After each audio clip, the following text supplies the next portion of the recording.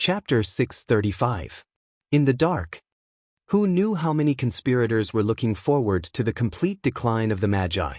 It was still the same sentence. There was only so much luck in the primordial world. And the rise of every powerful force would reduce the luck in the hands of those big shots. In this way, who would see the rise of a new great force? This was a major event that concerned their own interests. Unless their relationship was particularly good, it was already good enough for them not to step on the rise of a new force and just watch from the sidelines. It was normal for them to secretly interfere with the rise of a new force.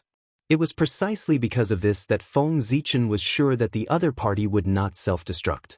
Everyone was a great magician of the primordial world, and had the same interests as the primordial world.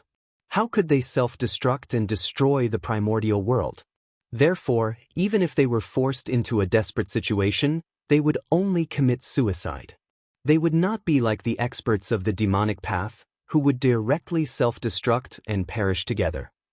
Just as Feng Zichen attacked the strange shadow, on the other side, the majestic power of reincarnation also quietly arrived. It silently lurked at the side to completely block the other party's retreat and ensure that he was suppressed.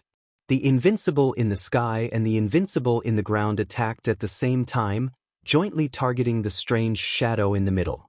With such power, even an ordinary primordial chaos Daluo Jingxian would not be able to escape.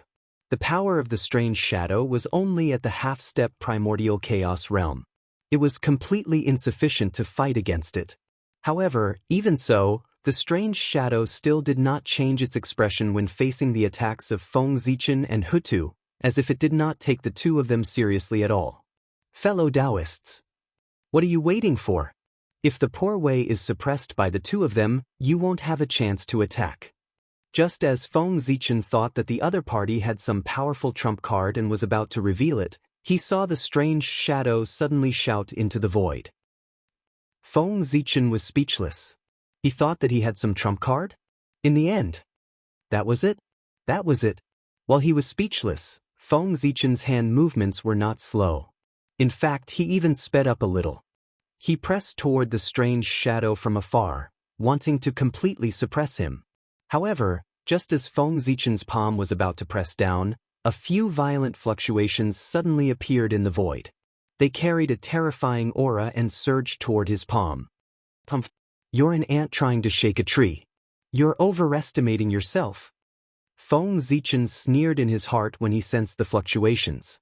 He didn't care about them at all and continued to press toward the strange shadow, allowing the attacks to hit him. How could a mere half-step primordial chaos cultivator injure his palm, which was formed by the power of the stars? Wouldn't that be underestimating the boundless starry sky? The fluctuation hit Feng Zichen's palm, and a terrifying power burst out, creating ripples on the surface of the palm. But that was all there was to it. Apart from the ripples, the palm condensed from the starlight of the universe did not suffer any damage. It did not even pause. It still pressed down toward the strange shadow with an irresistible momentum. Feng Zichen's palm pressed down. It covered the sky and the sun, completely enveloping and suppressing the strange shadow. Seal! As his words fell, endless starlight radiated from his palm. It turned into dazzling divine chains of order. They rushed toward the suppressed strange shadow and firmly wrapped around his body. Fellow cultivator, let me take a look. Who exactly are you? After locking the strange shadow, Feng Zichen pulled up the divine chains. He was about to pull him into the boundless starry sky so that he could take a look at his true face. However, it seemed that he was deliberately making things difficult for Feng Zichen. At every critical moment, accidents happened. Emperor Ziwei, poor Wei still has important matters to attend to. I won't be going to the Ziwei Heavenly Palace to disturb you. Poor Wei is going. The strange shadow that was locked up by the divine chains of order laughed and took out a purple jade talisman.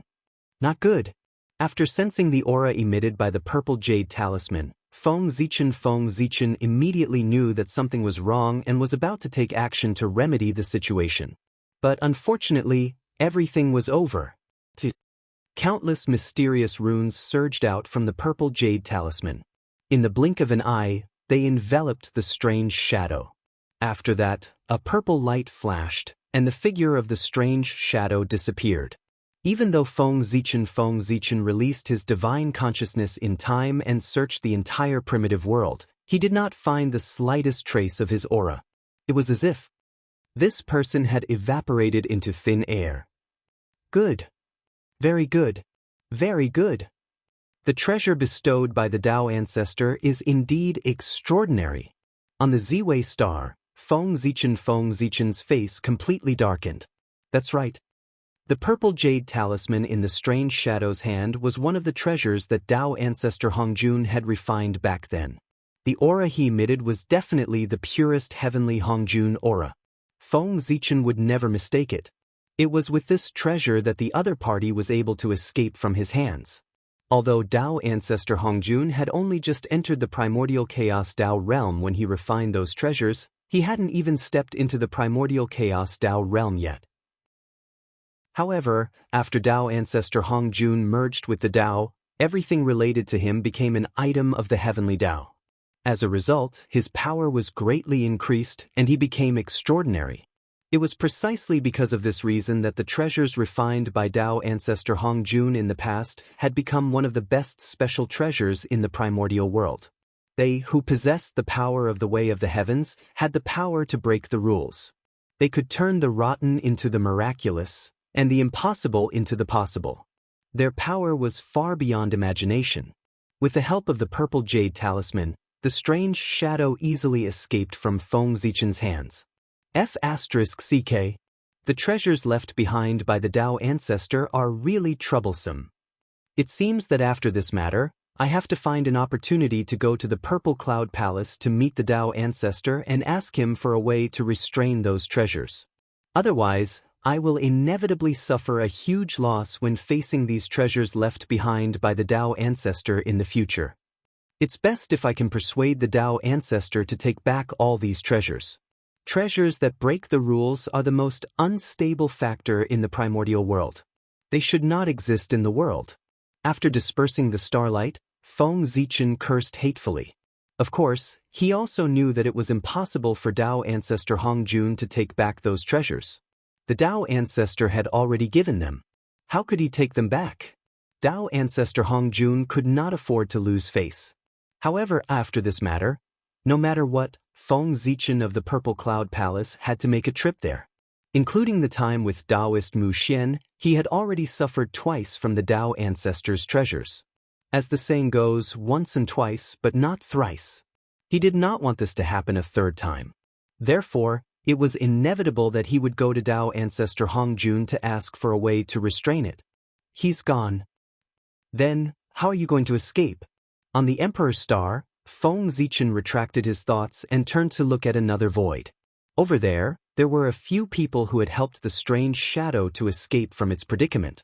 Not only did their actions fail to save the strange shadow, but they also exposed themselves.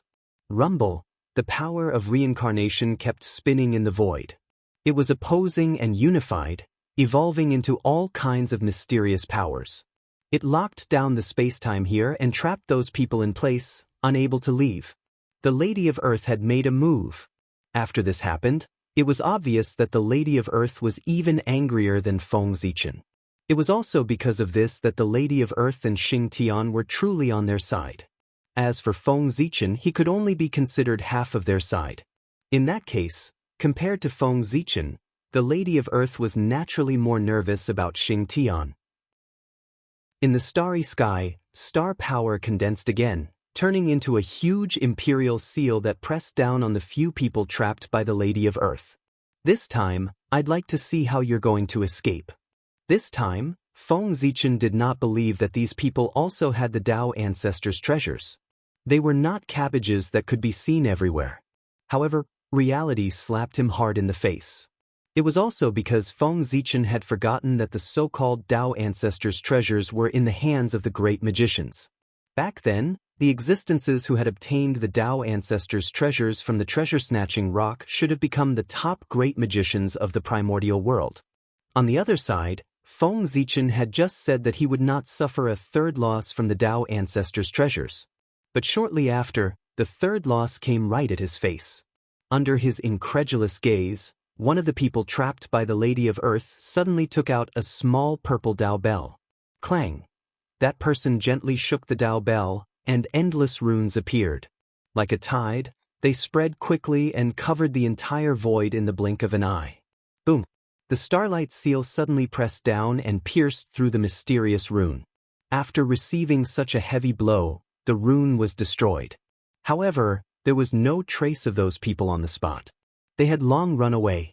Without a doubt, the small purple Dao bell was also one of the Dao ancestors' treasures.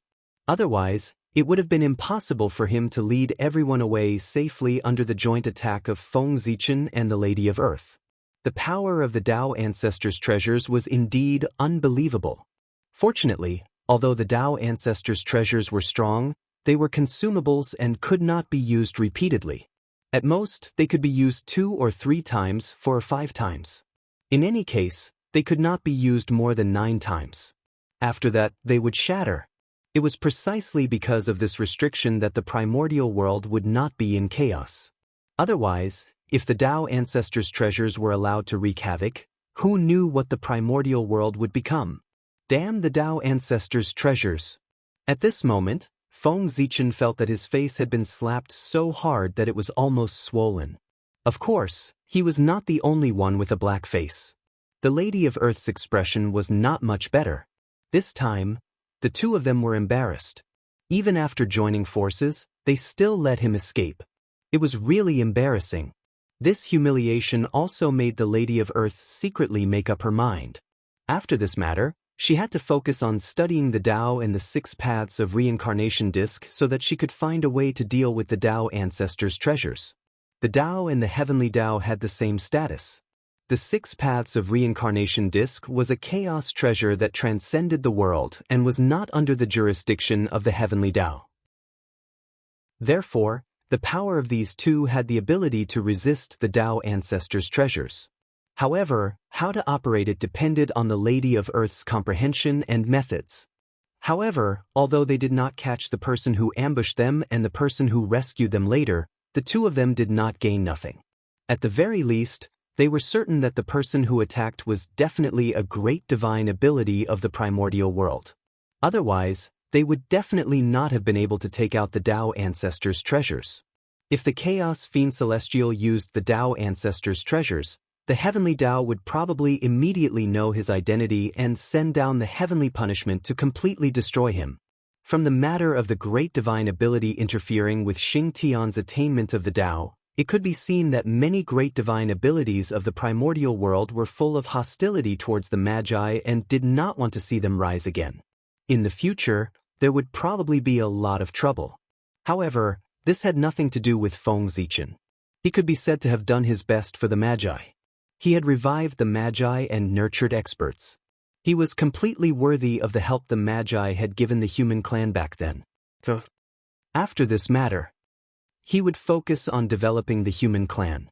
Although he would not completely ignore the Magi, he would obviously not be as concerned as he was now. The descendants of Pangu also want to break through to the primordial chaos Tao realm in peace. It's simply a dream.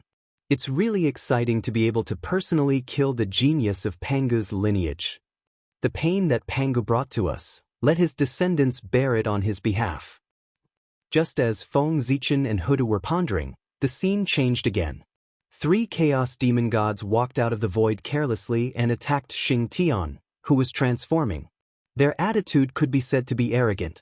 They did not take Feng Zichen and Hudu, who were paying attention to this place, seriously at all. What did it mean to be arrogant? That was it.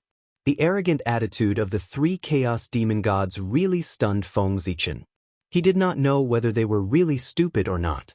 It was because of this time that he was stunned that he did not immediately stop the 3 of them. After seeing the 3 chaos demon gods coming, Xianyuan, who was guarding beside Xing Tian, held the Xianyuan sword in his hand and directly attacked one of the chaos demon gods with the principle of whoever strikes first gains the advantage and whoever strikes later suffers the disaster. As for the strength of the 3 chaos demon gods, they had naturally stepped into the realm of the primordial chaos Daluo Jingxian. However, these 3 chaos demon gods were new faces. He had never seen them before. Moreover, judging from their aura, they were obviously unstable. Obviously, they had just been promoted to the realm of the primordial chaos Daluo Jingxian. But this was not important. Crossing that threshold represented the peak of the untainted land. The strength of one person alone was more than the combined strength of the previous few people. At this moment, there were 3 of them, which showed how much importance the chaos demon gods attached to Xianxia. Boom! Xianxia attacked and fought with one of the chaos demon gods. Fortunately, Feng Zichen had opened up part of the authority of the Khanate sword principle to him. Otherwise, Xian Yuan would not have been able to defeat this chaos demon god. On the other side, seeing that Xian Yuan had stopped one of the chaos demon gods, Huda did not dare to show weakness. She used the power of reincarnation to stop another chaos demon god. "Hey!" I said. On Ziwei Star, Feng Zichen took a step forward and said to the last person in a low voice. Chapter 636. Killing intent, uncontrollable killing intent, rose in Feng Zichen's body. Being slapped in the face consecutively had long made him extraordinarily angry. After that, the contempt of the 3 chaos demon gods infuriated him to the extreme. Therefore, Feng Zichen had the intention to kill. He wanted to use blood, to extinguish the anger in his heart. "You guys, did you forget something?" The low voice resounded clearly in the ears of the chaos demon god, stopping him from moving forward. Under the pretentious calm tone, there was uncontrollable anger. From this, one could see how angry the owner of the voice was. "You Junior, are you stopping me? Are you hallucinating because you defeated a few chaos demon gods earlier? So much so that you think that the chaos demon gods are nothing more than this?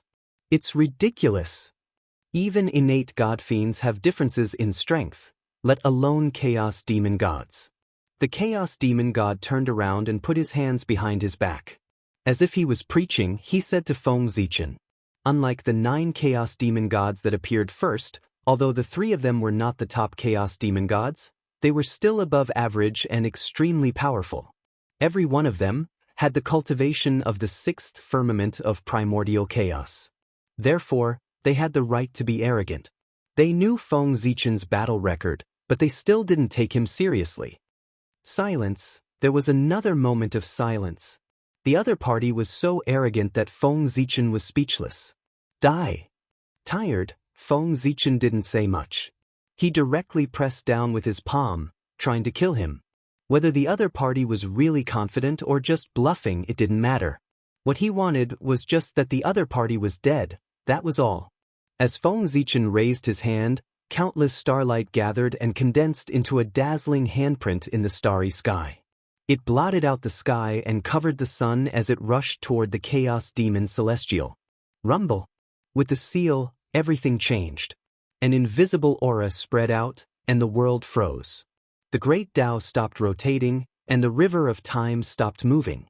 Countless living beings lost their consciousness.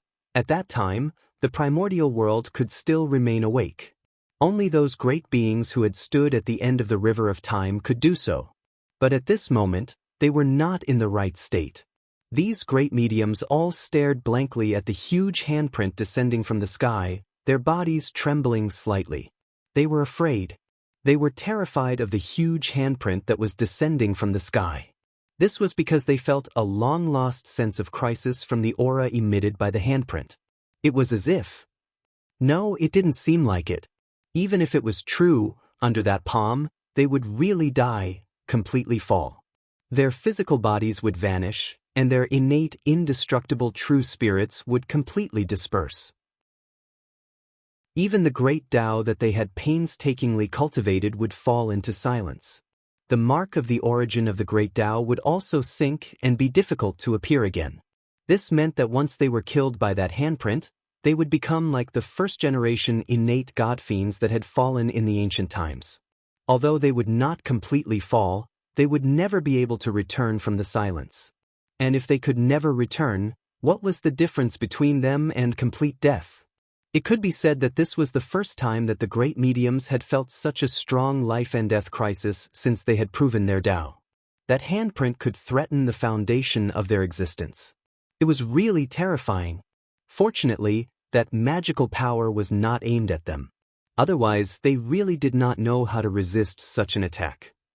In the face of Feng Zichen's palm, the great mediums who were still watching the battle were terrified, not to mention the chaos demon god who was in the center of Feng Zichen's attack. The moment the huge handprint fell, the chaos demon god knew that something was wrong. He could no longer maintain his previous arrogance, and the smile on his face was replaced by a look of horror. Almost subconsciously, he wanted to retreat so that he could avoid this divine ability. But unfortunately, he could not move. He was fixed in place by the aura of the huge handprint, and could only resist the palm that fell from the sky. Rumble. When the handprint fell, it could be seen that there was a 5-colored brilliance blooming. Above the handprint, 5 vague shadows of emperors were faintly formed. That was the supreme great 5 emperors' handprint. Of course, although the power of the 5 emperors' handprint was strong, it was too exaggerated to say that it could frighten the great mediums in the untainted land and the chaos demon god in the 6th heaven of Hunyuan. Therefore, the 5 emperors' handprint that Feng Zichen used was completely different from the one he had used before. The 5 shadows of emperors behind the handprint were not the 5 elements sacred beasts, 5 elements ancestral sorcerer, or 5 elements demonic god. They were the incarnations of the celestial immortals Tao, the earth immortals Tao, the human immortals Tao, the immortal immortals Tao, and the ghost immortals Tao. These 5 immortal Taos represented all the immortal Taos in the untainted land. Feng Zichen played the 5 roles. He used Great Emperor Ziwei to derive the Tao of Sky Immortals, Xianxia to derive the Tao of Earth Immortals, Luais to derive the Tao of Human Immortals, Gaochen to derive the Tao of Divine Immortals, and Fengdu to derive the Tao of Ghost Immortals. The 5 incarnations each carried the 5 immortal Taos and combined the providence of the 5 immortal Taos into one, turning into a supreme handprint that blasted toward the chaos demon god. It could be said that Feng Zichen's handprint was called the 5 Emperors' handprint, but it was actually the providence of the entire immortal Tao. What was the immortal Tao? It was the orthodox and mainstream of the untainted land. It was not an exaggeration to say that its providence and power were far beyond imagination. When the palm pressed down, the providence of the entire immortal Tao and the orthodox of the untainted land pressed down. Who could resist such power? Not to mention the chaos demon god, even the demon ancestor Rahu himself would not be able to resist it. This divine power was one of the strongest trump cards that Feng Zichen had deduced at all costs after the battle with the demon ancestor Ra. He was worried that the demon ancestor Rahu would make a comeback. Originally, Feng Zichen had prepared to use this divine power to deal with the demon ancestor Ra. However, since the chaos demon god had come to seek death, Feng Zichen could satisfy him. Therefore, he used a fatal blow the moment he attacked. While establishing his dignity, he also tested the power of this divine power to see if it could really defeat the demon ancestor Ra. As the 5 emperors' handprint fell, the 5 shadows of emperors behind it became clearer and clearer. An aura that encompassed the 5 elements, encompassed all things, and contained life and death. It was faintly emitted from his body. Boom! The handprint was resplendent and enveloped the entire world, mercilessly pressing down on the chaos demon god who was fixed in place. Silently, the universe was shattered and the great Tao was destroyed. Endless destructive auras surged out. Under the power of the entire immortal Tao, no matter how the chaos demon god struggled, it was futile. His body began to disintegrate and shatter, turning into a rain of blood that filled the sky. Then he was obliterated one by one. His chaotic true spirit also dissipated silently, turning into a dazzling Tao light that blended into the world to strengthen the origin of the world. At the same time, in the endless world, the origin of the immortal Tao manifested, turning into endless rules that were branded in the endless void and covered the entire untainted world. They were tightly entangled with the mark of the chaos demon god that was engraved in the world to prevent him from regathering his true spirit and reviving the fallen chaos demon god. At this point, although the reincarnation of the Chaos Demon God had not completely fallen, he would never be able to return. At the same time, this also meant that the Chaos Demon God's original body in the Great Thousand World had lost half of his chaotic true spirit forever. Unless the untainted world was completely destroyed, he would never be able to retrieve this part of his chaotic true spirit from the suppression of the immortal Dao brand. Damn it. Pangu Ziwei clan. I'll remember you. When I recover my strength, I'll definitely make you pay for what you've done today. The moment the Chaos Demon God died, a supreme being in a great thousand world outside the endless space-time couldn't help but roar loudly. Without a doubt, he was the Chaos Demon God's original body. The loss of half of his true spirit was enough to greatly damage his vitality. Moreover, this was an irreversible injury. Before he retrieved the suppressed half of his chaotic true spirit, this injury would continue to affect him. In this way, how could the Chaos Demon God not hate him? It was only because he couldn't go to the untainted world now. Otherwise, he would definitely risk his life to fight Feng Zichen. A threat? Interesting. I just don't know if you'll still be qualified to fight me after the connection between the Great Thousand World and the untainted world is connected. At this moment, Feng Zichen's strength had reached an incredible level with the support of the immortal Dao luck. Therefore, if someone was talking about him, he would naturally sense it. Of course, the Chaos Demon God was separated from him by endless space-time after all. Even if he could sense it, he couldn't completely know what the Chaos Demon God was thinking. All he could sense was the Chaos Demon God's hostility. However, this was enough for Feng Zichen to guess what the Chaos Demon God wanted to express. He was just making things difficult for him. However, Feng Zichen wouldn't take the Chaos Demon God's threat to heart. He was now in the growth period and was improving all the time. Perhaps when the Chaos Demon God really appeared in front of him, his strength would have already surpassed the Chaos Demon God. This was not impossible. Do you want to continue, fellow Taoists? Feng Zichen said to the Chaos Demon God who was fighting with Hutu and Shenyuan without the slightest complacency. He just calmly put his hands behind his back and said to the Chaos Demon God who was fighting with Hutu and Shenyuan. However, although he was very calm, the two Chaos Demon Gods didn't think so. After all, he had just killed the Chaos Demon God with one strike. Who dared to ignore his words? At this moment, Feng Zichen didn't need to make any extra movements. The remaining aura of the strike just now was enough to intimidate all the powerful divines. At least, before completely figuring out the reason for that strike, no one dared to ignore Feng Zichen. Sure enough, as soon as Feng Zichen finished speaking, the two Chaos Demon Gods who were fighting with Hutu and Shenyuan immediately withdrew and confronted Feng Zichen across the void. What an amazing strike! With you in the untainted land, the future will be colorful. We won't be lonely. After a long silence, one of the Chaos Demon Gods suddenly spoke. So, I've decided to give you face and leave for the time being. After saying that, the two Chaos Demon Gods gradually disappeared without waiting for Feng Zichen's response. Feng Zichen didn't stop them.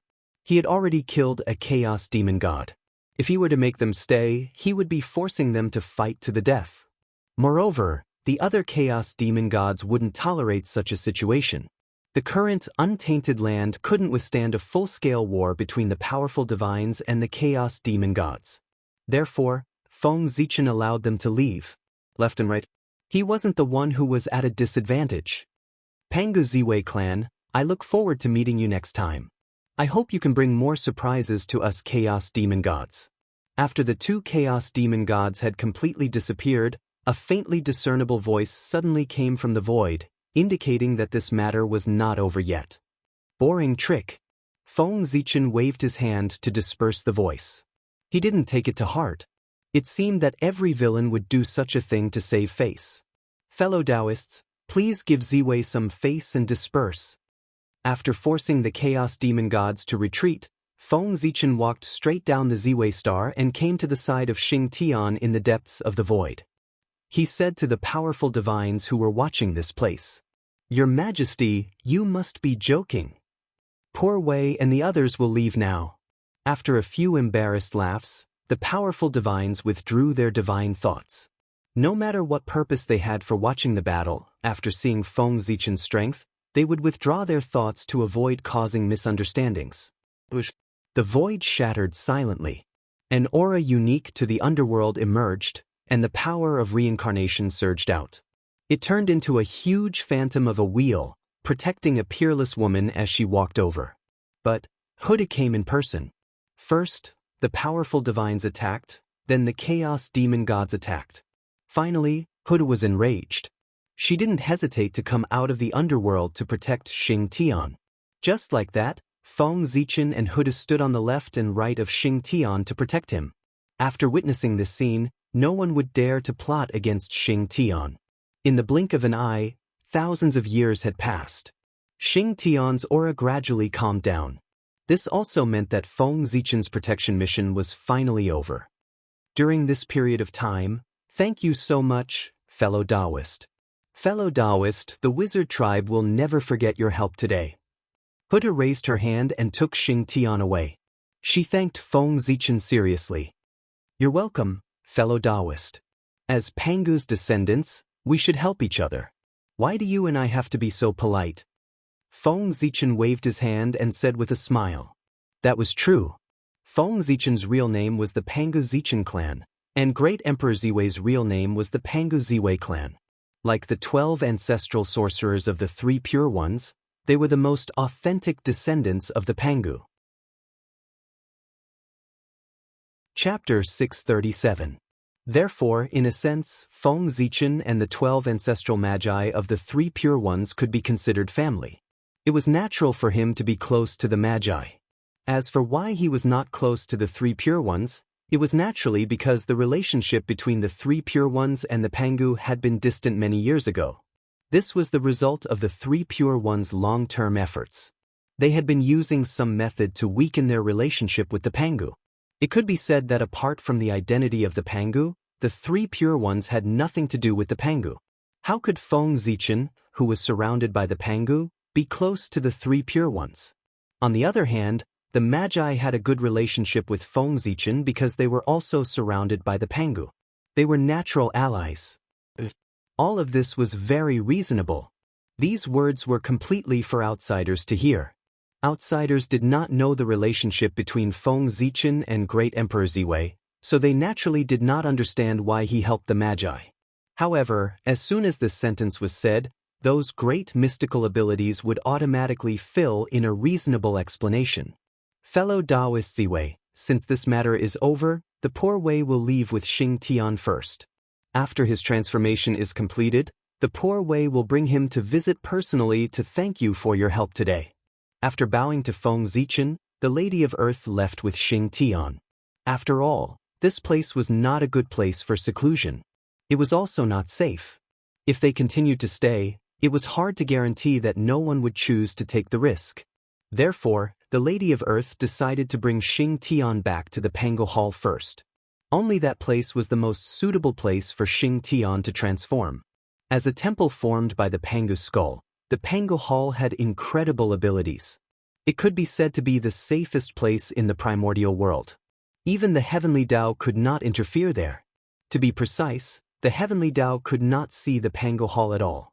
Even if Hall Pangu was right under the eyes of the heavenly Tao, the heavenly Tao would not be able to discover it. This was Pangu's strength. Even though countless years had passed, the people of the primordial world still found it difficult to understand the means that he had left behind. Buzz buzz buzz. As ripples appeared in the void, Hutu and Xianxia's figures slowly disappeared. They had already made their way to the Pangu Palace through the connection between them. After Huda left, Feng Zichen glanced around. His figure flickered and he also disappeared. He had returned to the Emperor's Star. The battle between the human Emperor Xian Yuan and the great sorcerer Xianxia broke out suddenly and ended very hastily. Originally, everyone thought that one of them would definitely die. At the very least, it should also be a lose-lose situation, and the relationship between the two clans would be broken because of this. However, the result was extremely unexpected. Not only did the two sides of the battle not die because of this, But they also obtained a huge opportunity and became even more powerful. For example, Xianxia, who was originally half a step into the realm of primordial chaos, had surpassed his limit and broken his own shackles after this battle. From then on, he was one step closer and saw the hope of becoming the primordial chaos Daluo Jingxian. As for Xianyuan, he had relied on this battle to completely stabilize his realm and officially became one of the top great masters of the primordial world. He had become even more difficult to deal with.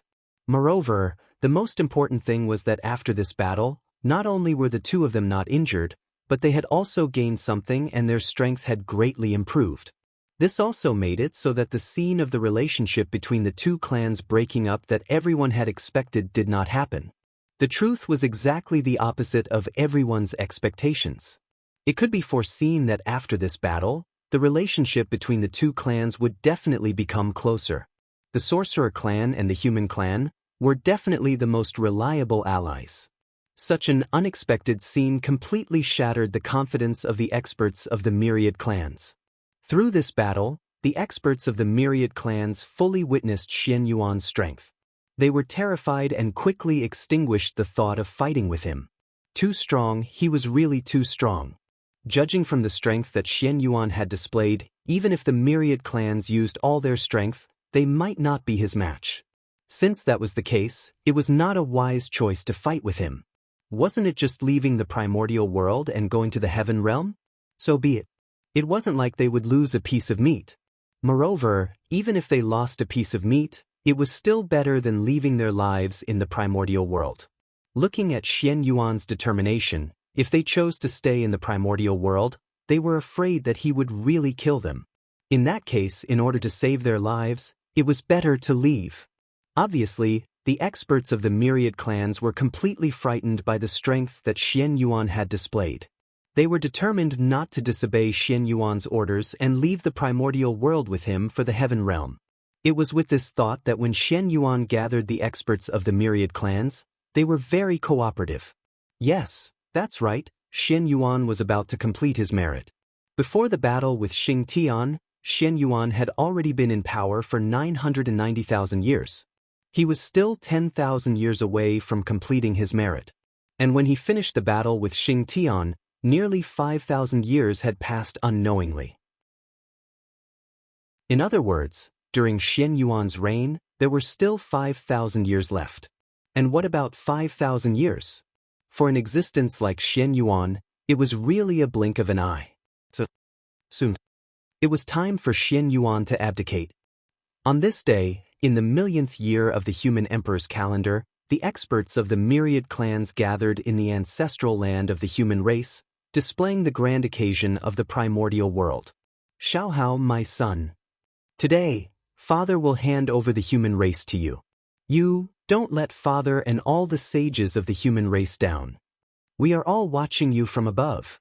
In the Tai Temple, under the witness of the Virgin Nuwa, the Holy Emperor Zichen, the Ancestor Emperor Suiren, and even the statues of the sages of the human race, Xianyuan personally handed the innate treasure, the human emperor's seal, which represented the supreme power of the human race, to the first great emperor of the human race, Xiaohao. Xiaohao will not disappoint Father. It has been entrusted by the sages of the past. Xiaohao solemnly took the human emperor's seal and swore with a serious expression. Although the position of the human emperor represented supreme power, it also represented unparalleled responsibility. There was a saying that, to wear the crown, one must bear its weight first. As the human emperor, if he didn't do well and caused problems to the human race, the backlash from the fate of the human race would definitely consign him to eternal damnation. Therefore, being the human emperor wasn't without its risks. This was also why the human emperor's ability had to be outstanding. If he wasn't outstanding, there was a real possibility that the fate of the human race would backfire on him. In the Tai Temple, with the change of owner of the human emperor's seal, the supreme power of the human race was officially handed over. This also meant that Xianyuan had abdicated and Xiaohao had succeeded. At the same time, this also marked the end of the era of the three emperors. The human race had officially ushered in the era of the 5 emperors. Rumble. The moment Xian Yuan abdicated, in the depths of unknown time and space, in the mysterious river of fate, unprecedented changes occurred. The fate of the human race was completely boiling. The torch flame rose slowly, blooming with brilliant light that was even more dazzling than the sun. It illuminated the entire river of fate, and even the endless time and space of the past, present, and future. Hum hum hum hum, human Tao, shrouded in endless light, manifested from nothingness and gradually merged with the torch flame. With the support of human Tao, the torch flame became even more resplendent. An unknown power emanated from its body, filling the entire river of fate in the blink of an eye. Then, the power penetrated through the endless space-time and spread out towards the desolation world. In an instant, this power covered the entire primordial world. Under the envelopment of this power, the human race also underwent a miraculous change. Wisps of gentle light bloomed from the bodies of the human race, filled with the radiance of humanity. It was so warm and gentle. This was the light of the true nature, and also the light of the spiritual nature. It was the foundation of the human race, the key to the evolution of the innate true spirit. It could also be said that this light was related to whether the human race could go from postnatal to innate. The purer this light was, the more compatible it was with the Taos of the world, and the easier it would be to transform into an innate true spirit. On the contrary, the more impure this light was, the more difficult it was to conform to the great Tao, and the more difficult it would be to cultivate. At the beginning of human life, the mind was pure, neither good nor evil. It could be said that it was chaos. At that time, it was also the moment when the light of the true nature was at its purest. However, as one grew, one's mind would become complicated. Without the support of a strong state of mind, the light of the true nature would inevitably be affected, gradually losing its purity and becoming impure. This was something that could not be avoided.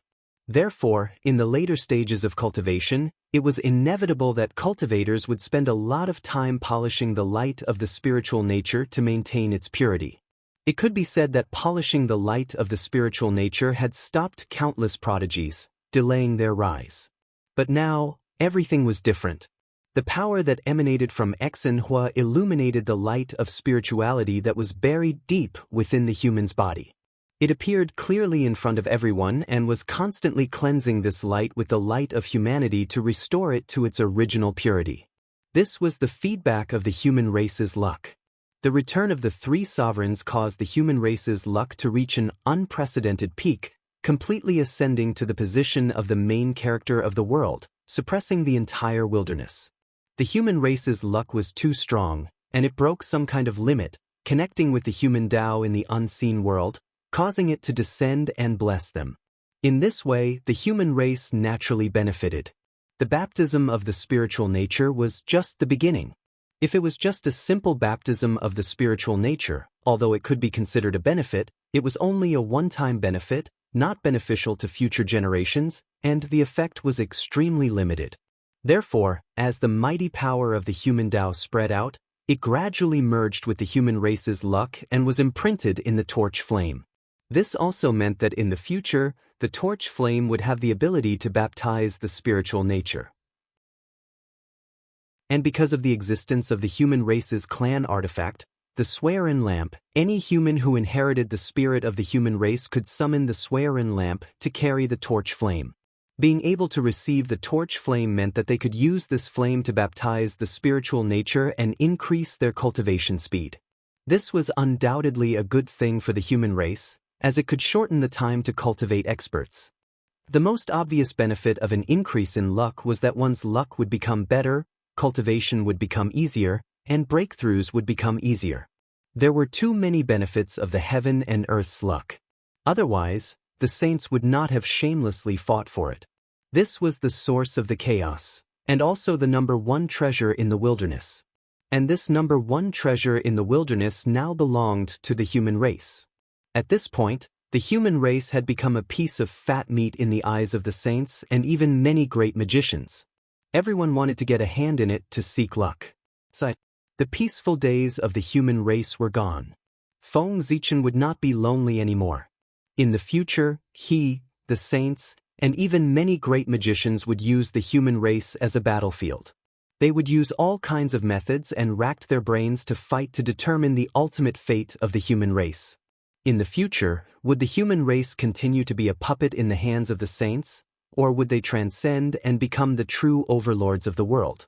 All of this would depend on the battle between Feng Zichen and the saints. Who was the one with the better skills? The change in the destiny of the human race naturally could not be hidden from Xuanyuan's perception. However, this did not prevent him from leaving the wilderness, because he knew it was his departure that the destiny of the human race would undergo such a huge change. The future belonged to the young after all. Although the older generation could be immortal and protect the race forever, if there was no rise of the younger generation, it meant that the race had lost its vitality. And a race that did not even have vitality, how could there be a future? It would eventually decay. Therefore, there were experts who rose in every generation, which was the symbol of a race's eternal prosperity. At this time, what the older generation had to do was to release their power in time and make room for the younger generation so that they could have the opportunity to display their ambitions and verify their path. The 5 innate clans did this very well.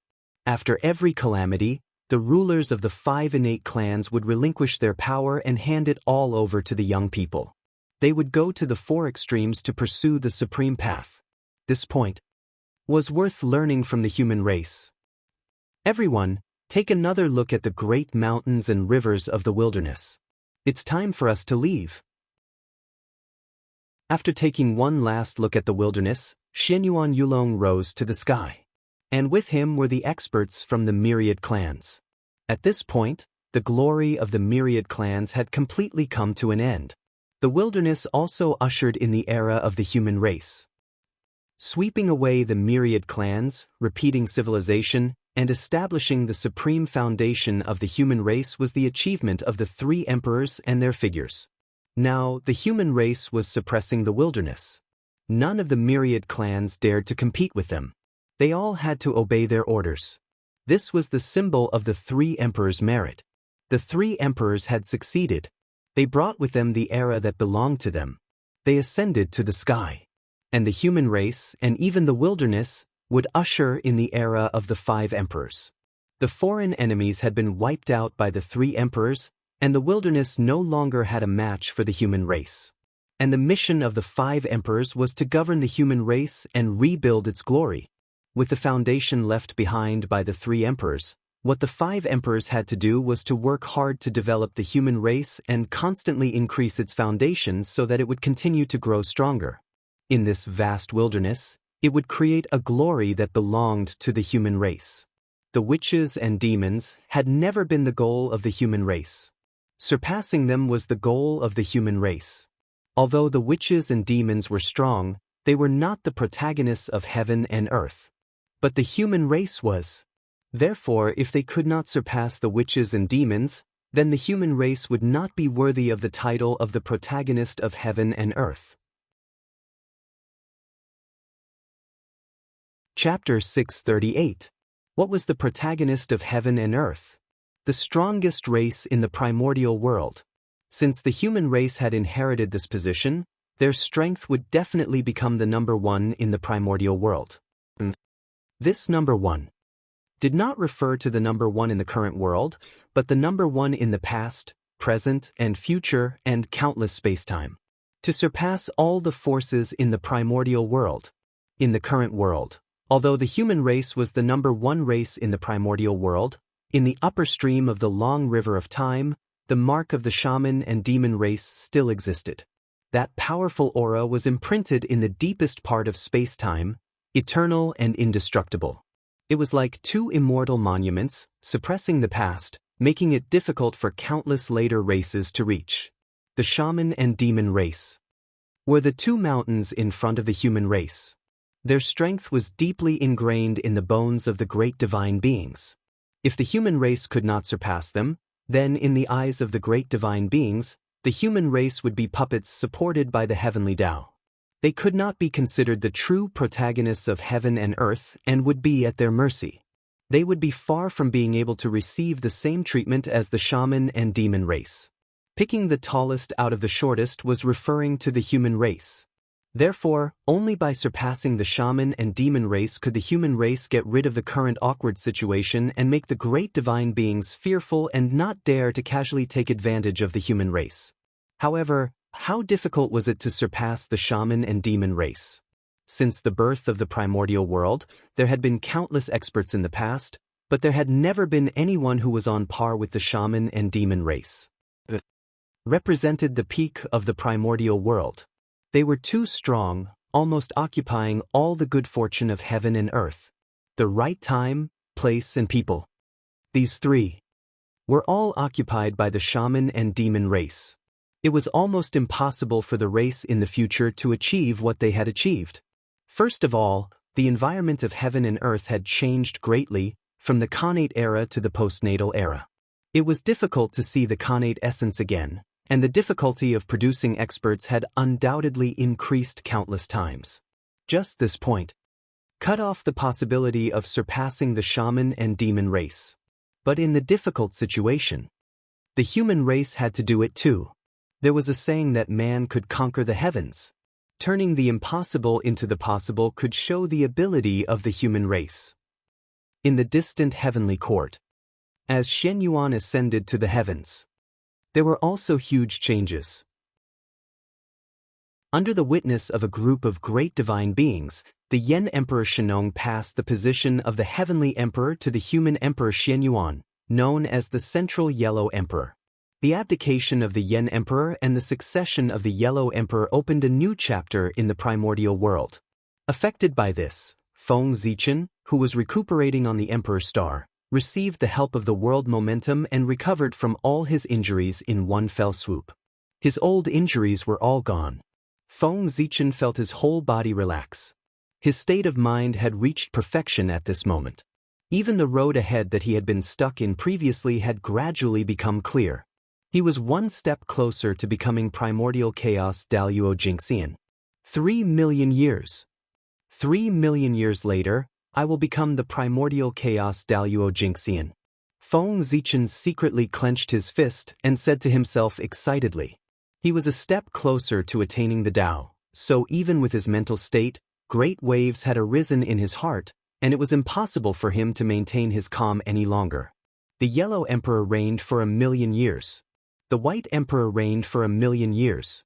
The Black Emperor reigned for 1,000,000 years. The three emperors had reigned for a total of 3 million years.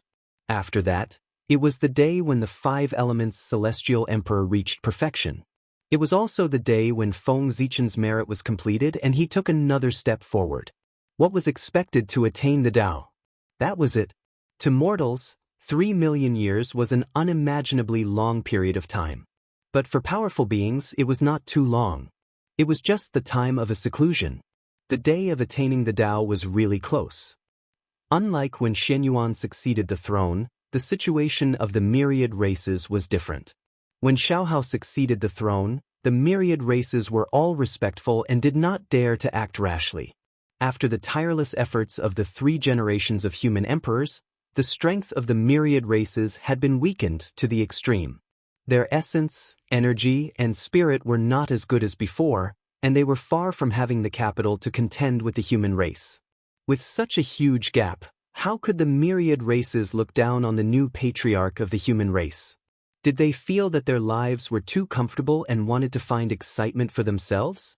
Compared to the 3 emperors, the situation that the 5 emperors had to face was really much happier. The hidden dangers in the primordial world were almost completely cleaned up by the 3 emperors. Next, as long as the 5 emperors continued to develop step by step, the strength of the human race would become stronger and stronger. This was the benefit of being a junior. With the 3 emperors in front, they did not have the shade of their ancestors to rely on. Therefore, they could only fight for the world with their bare hands. They were pioneers. It was as if they had created the world in the chaos. They used their fists and feet to open up a paradise for the human race in the dangerous primordial world. And it was precisely because of their efforts that the situation was completely opened up for the 5 emperors who came later. It could be said that the three emperors were the rich generation. They started from scratch and built a huge foundation. As for the 5 emperors, they were the rich second generation. Because of the efforts of their ancestors, they saved the time to accumulate primitive capital. One step at a time. With the capital of their ancestors, the 5 emperors could easily open up the situation. The difficulties they had to face were naturally much easier than those of the 3 emperors. At the very least, during the period of the 3 emperors, the human race did not have as many experts as they did now. In the early period of Xiaohao's reign, he established a strange system. He used all kinds of birds as civil and military officials. The specific division of labor was carried out according to the characteristics of different birds. The phoenix was in charge of the birds, then the swallow was in charge of spring, the shrike was in charge of summer, the parrot was in charge of autumn, and the golden pheasant was in charge of winter. In addition, he sent 5 kinds of birds to manage daily affairs. The filial partridge was in charge of education. The ferocious pheasant was in charge of military affairs. The fair cuckoo was in charge of construction. The majestic eagle was in charge of law. The eloquent turtledove was in charge of speech. There were also 9 kinds of birds in charge of agriculture, so that the people would not be licentious. The 5 kinds of pheasants were in charge of carpentry, painting, pottery, dyeing, and leatherworking. This was the original system of the human race, and it was also the source of the various official positions of the human race in the future. It was precisely by relying on these systems that the human race developed in an orderly manner under Xiaohao's governance. Their strength was increasing rapidly at a speed visible to the naked eye. The prosperity of the human race began from this. Of course, while developing the human race, Xiaohao did not forget the myriad races. Unlike his father, Xianyuan, Xiaohao did not blindly suppress the myriad races. Instead, he tried his best to promote them to integrate into the human race so that they could create a prosperous era in the primordial world together. According to the different characteristics of the myriad races, Xiaohao arranged them in suitable positions one by one. He used their unique abilities to contribute to the great cause of the human race and the prosperity of the primordial world. For example, the Wood Spirit clan, who was naturally close to spiritual herbs, Xiaohao arranged for them to cultivate spiritual herbs for the human race's daily needs. The Earth Spirit clan, who was naturally close to the earth, Xiaohao asked them to sort out the earth veins and create large amounts of spirit fields for the human race. There were also the Fire Spirit clan, who was good at controlling fire. Xiaohao asked them to refine weapons or refine pills for the human race's warriors. Such situations. There were simply too many to count. In short, every race. Xiaohao could find a suitable position for them. He would not let them be idle and let them shine for the great cause of the human race. Of course, Xiaohao did not oppress the myriad races blindly. He only took a portion of the benefits obtained by the myriad races, not all of them. If he really did so, no matter how strong the human race was, the myriad races would rebel. This was the leak. He could not cut it too harshly. Otherwise, it would be troublesome if his roots were hurt. Even the leak was like this. Not to mention the myriad races.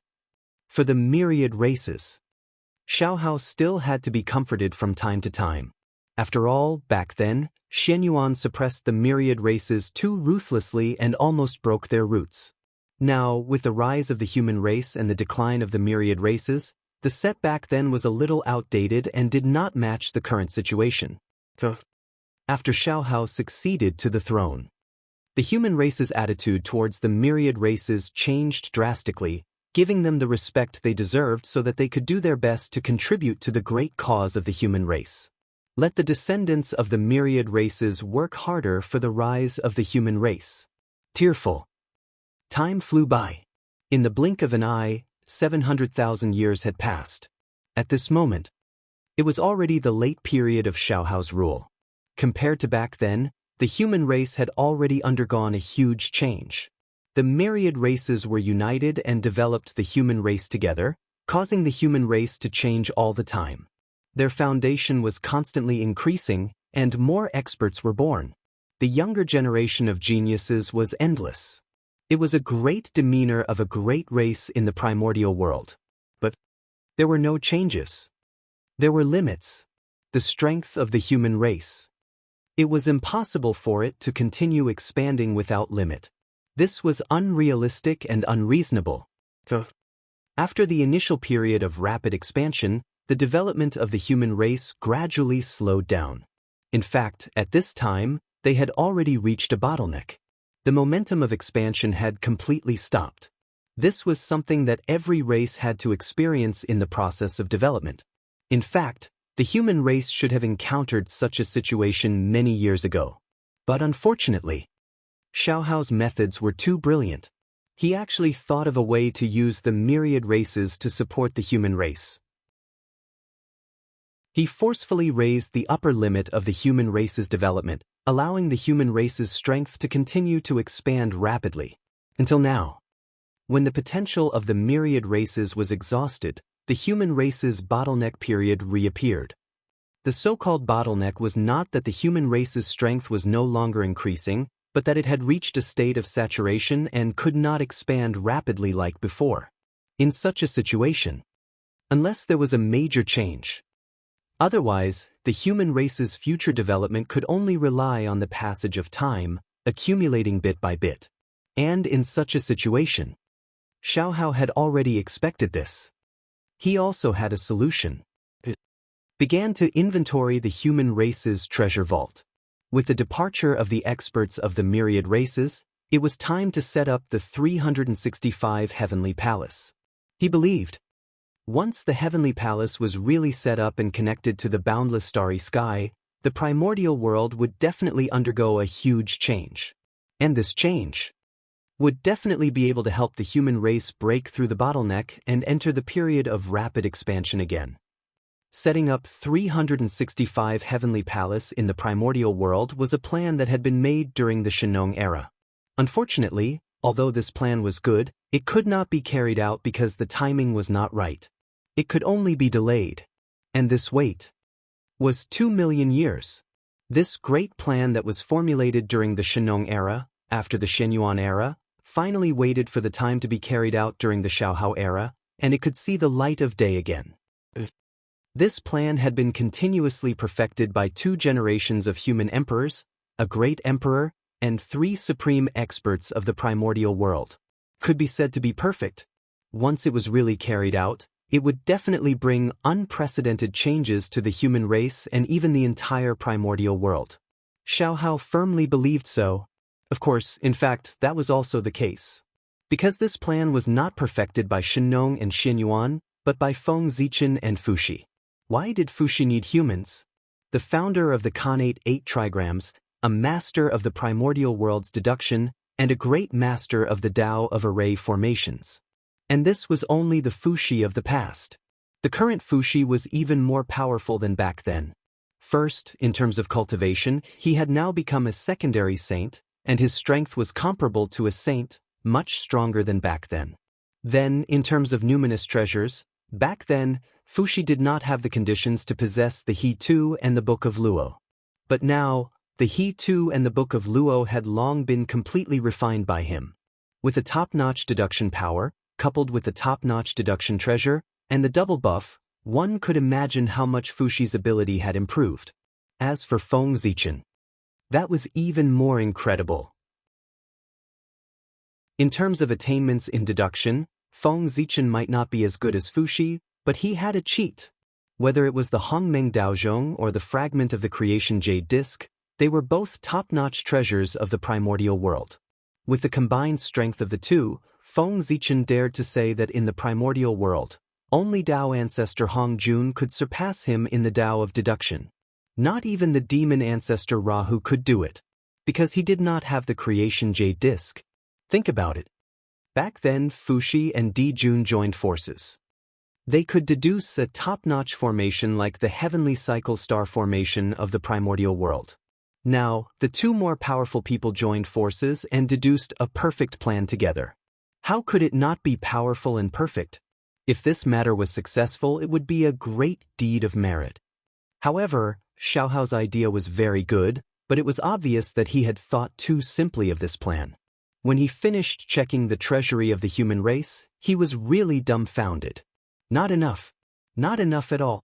With the current foundation of the human race, not to mention refining 365 heavenly cycle divine palaces, they could not even refine half of them. According to Xiaohao's estimation, even if the human race used everything they had, they could only refine more than 100 heavenly cycle divine palaces. But this was far from enough. It was only then that Xiaohao realized that he had overestimated the human race. In the end, the world was different. The scene of treasures everywhere in the ancient times could no longer be seen.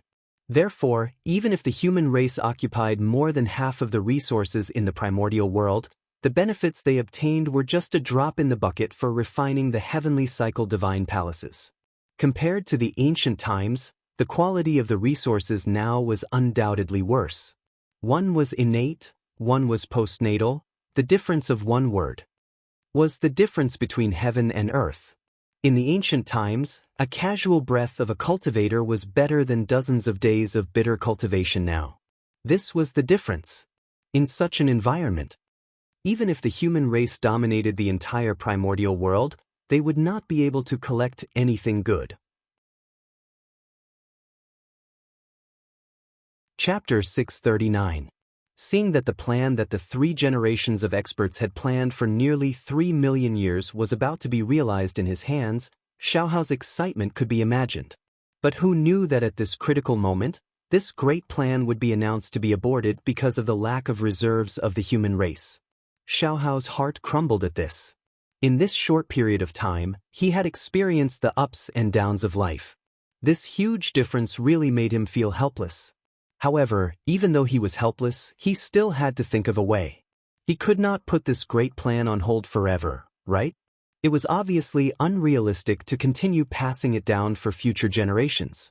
After all, the environment in the world would only get worse, not better.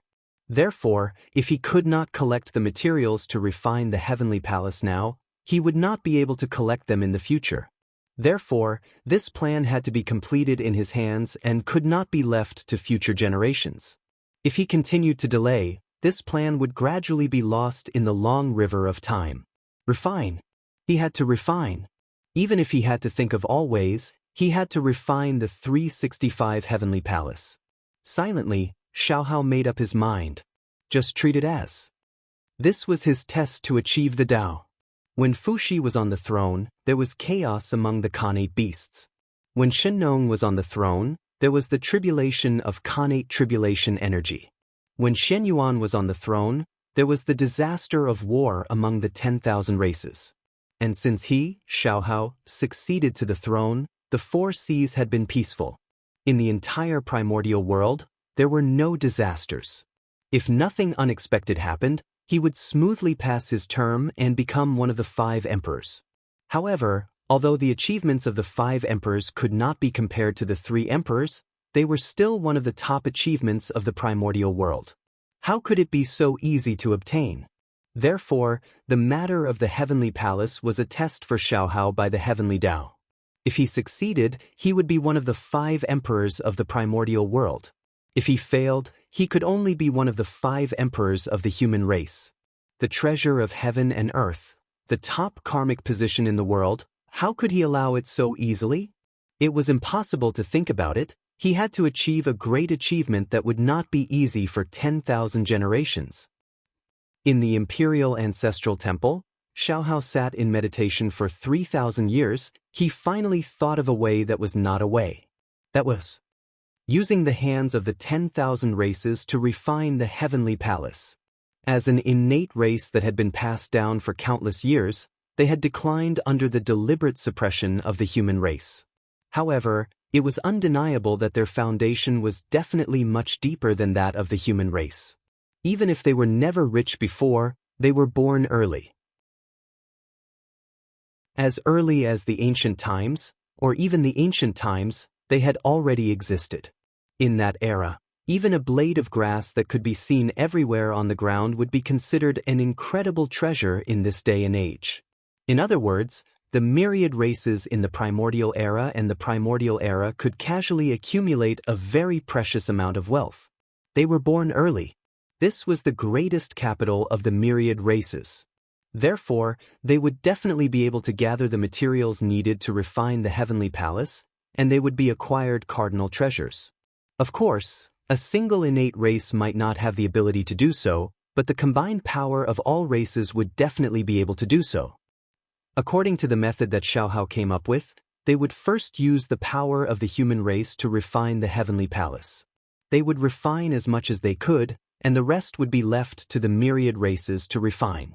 This method would first release the benefits of having the heavenly palace so that the myriad races would know about it. It would attract their curiosity and force them to take the initiative to ask the human race about the heavenly palace. Then the human race would cover it up and not admit to it at all. On the other hand, they would continue to release news about the heavenly palace to let the myriad races confirm the authenticity of the matter. In the end, things would be much simpler. After confirming the authenticity of the heavenly palace, the myriad races would definitely be tempted and would think of all ways to obtain a heavenly palace. The heavenly palace had the ability to go against the innate. The cultivation environment was comparable to the famous mountains and rivers of ancient times. It could support Daluo Jinxian's cultivation. Such a powerful ability was the hope of a race's rise. Therefore, as long as the myriad races were smart, they would see the benefits of having the heavenly palace. And the human race, who had the heavenly palace, could use it to control the myriad races and make them contribute materials for the human race to refine the heavenly palace. Of course, if the myriad races wanted to willingly give up enough materials to refine the heavenly palace, the human race would have to pay a price. Therefore, Xiaohao decided to give up a portion of the quota to refine the heavenly palace to the myriad races. After learning about the universal shrine, the myriad races would definitely be eager to learn more about it. Hence, they would constantly ask the human race. Seeing the myriad races like this, the human race naturally knew that the matter of the heavenly palace had been completely exposed and could no longer hide it from the myriad races. At this time, Xiaohao had to appear at the right time.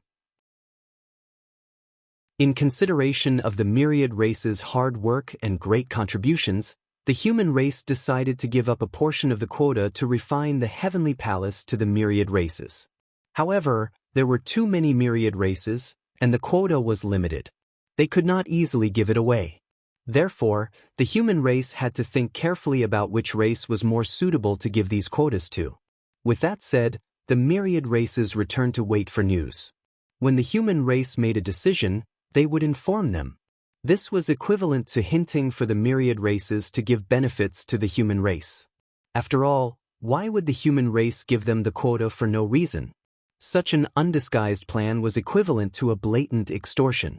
There were countless capable people in the myriad races, so they naturally could see through it. But so what if they could see through it? For the future of their race, even if they were unwilling, they had no choice but to grit their teeth and offer gifts to the human race in order to obtain the quota to refine the heavenly palace. This was an overt scheme. Even though they knew it was a scheme, they could not avoid it. As for Xiaohao, with this scheme, he could sit in the human race and wait for the myriad races to offer treasures for him to refine the heavenly palace. After Xiaohao used up all the gifts from the myriad races, the number of heavenly palace that had not been refined would be the quota that the human race would give to the myriad races. As for how to distribute it, that was simple. He could directly list the gifts from the myriad races, from the highest to the lowest. Whoever gave the most would receive the quota.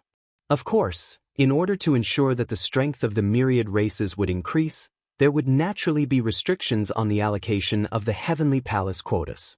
That was, each race could only have one heavenly palace at most. This was the limit. Xiaohao was a man of action. After he had a plan in mind, he directly ordered everyone to take action. So, the news about the heavenly palace spread throughout the entire primordial world. Naturally, the myriad races also received this news. At first, they were still a little skeptical about this news. However, when someone secretly went to the human race out of curiosity and saw the 365 huge palaces standing in the human territory, they no longer had any doubts. The truth was right in front of them. There was nothing to argue about. This was the greatest persuasion. After the news was confirmed, The entire myriad races were in an uproar. They all went to the human race to ask about the heavenly palace. In the beginning, the human race naturally tried to dodge this matter. However, as more and more evidence was taken out by the patriarchs of the myriad races, the human race had no choice but to admit the truth of this matter. After all, the 365 heavenly sacred palaces were clearly visible in the human race's territory. Hence, the human race would not be able to hide this fact. Of course, the human race did not want to hide it. What happened after that was much simpler. Everything was going according to Xiaohao's plan. Time flowed like water. Unknowingly, hundreds of thousands of years had passed. Hundreds of thousands of years were enough for the matter of distributing the slots to refine the heavenly palace to the myriad races to come to an end. The final outcome of this matter. There were slight differences from what Xiaohao had expected. However, in general, it did not affect the overall situation. Instead, it was even more perfect. According to the outcome that Xiaohao had expected, the slots to refine the heavenly palace should have fallen into the hands of a few Khanate clans. After all, they were the strongest and had the deepest foundation. Naturally, they were extremely generous when they made a move. It was normal for the quota of refining the heavenly cycle temple to fall into their hands. However, the outcome was often the most unexpected. Among the myriad races, some of the Khanate clans whose strength was in the upper middle class were deeply aware that their strength was far from being comparable to those Khanate clans. It was almost impossible for them to obtain the slots to refine the heavenly palace this time. They would definitely not be able to compete with those Khanate clans. However, if they were asked to give up just like that, they would not be willing. That was the hope of rising up. In this primordial world where the cultivation environment was getting worse and worse, it was not easy to see the hope of rising up. No matter who it was, they would not give up so easily. They had not tried, so how could they know that they would not succeed? As the saying goes, when one is poor, one will change. In their desperation, those Khanate clans whose strength was in the upper middle class really thought of a way to defeat the Khanate clans. That was to join forces. The strength of a single clan might not be able to compete with the Khanate clans, but the strength of several clans definitely far surpassed the Khanate clans. Based on this idea, the clans that had a better relationship with each other formed small interest groups one after another and joined forces to offer gifts to the human race. As members of the Khanate myriad races, even if there was a difference in strength, the difference would not be too great. After all, the Khanate clans that were too weak had long been destroyed in the catastrophe of heaven and earth. Therefore, when several clans joined forces, they would definitely surpass a single Khanate clan. The Khanate clans had failed. With the alliance of these Khanate clans that were in the upper middle class, most of the confident Khanate clans had failed. The gifts that they gave were not as valuable as those of these clans. As for Xiaohao, from the moment he thought of this method, he had already made up his mind to value everything. In other words, he would choose whoever gave him the most benefits. As for whether this gift was given by one party or by many parties, he did not care at all. It could even be said that Xiaohao was happy to see this happen. The significance of a single race possessing a cycle divine palace was completely different from that of multiple races possessing a cycle divine palace. The former could allow that clan to rise again. As for the latter, although it could also allow those Khanate clans to rise again, it would undoubtedly take a much longer time. The same resources were enjoyed by one person alone and shared with several people. The results were completely different. After this unexpected scene happened, Xiaohao wished that he could give all the slots to refine the heavenly temple to those beneficial communities so that they could share the results. But unfortunately, Xiaohao could not. As for why, it could only be said that those Khanate clans had given too much, so Xiaohao had no reason to refuse. After more than 100,000 years, Xiaohao used the strength of the human race and the resources offered by the myriad races to refine a total of 240 heavenly temples. The number of heavenly temples totaled 365.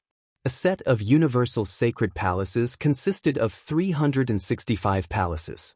The human clan had refined 240 of them, leaving 115 universal sacred palaces unrefined.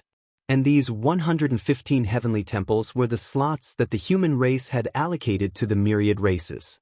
With the completion of the heavenly temples, Xiaohao also came out of seclusion and announced the list of slots to the myriad races. When this name was announced, the myriad races were in an uproar. Especially those Khanate clans that had failed. They were extremely vexed. Before the incident, who would have thought that there was such a method of joining forces? Of course, even though they were vexed, they still did not dare to let those Khanate clans cause trouble.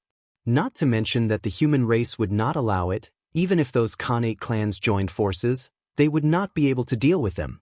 Therefore, it was fine if they did not cause trouble. Once they did, they would definitely be the ones to suffer. But no matter what, losing the heavenly temples was undoubtedly a huge loss for these Khanate clans. Others had them, but they did not. If there were no accidents, as time passed, they would eventually be surpassed by others. They were used to being high and mighty, so how could they tolerate others looking down on them? The failure this time finally became the last straw that broke the camel's back. It caused the emotions that those Khanate clans had accumulated for countless years to completely erupt. They had had enough. They had had enough of the oppression of the human race. Therefore, they decided to leave. They wanted to follow in the footsteps of their ancestors and head to the heaven realm. If they continued to stay in the primordial world, they would never have the chance to surpass the human race. They could only live under the oppression of the human race. Since that was the case, they might as well go to the heaven realm and try their luck. That place still maintained the innate environment. Compared to the primordial world, it was undoubtedly more suitable for them, the innate clans. Of course, it was also more dangerous.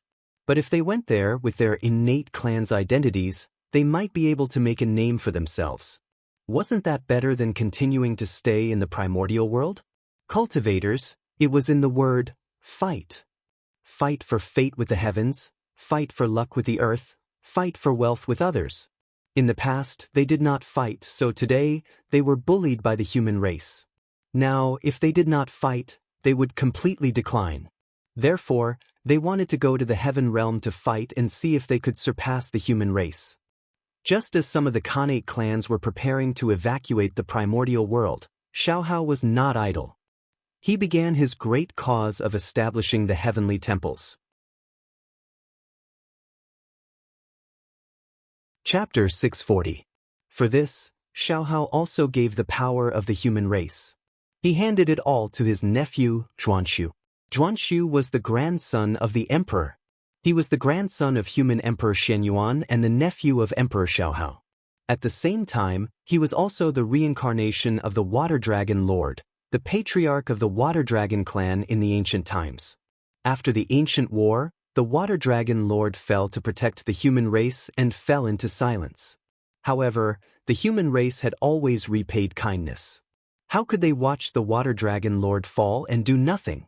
Therefore, after Feng Zichen verified the power of the blood altar, he immediately used this treasure to revive the innate true spirits of the three ancestors of the human race, the Water Dragon Lord, and the other experts of the 5 innate clans.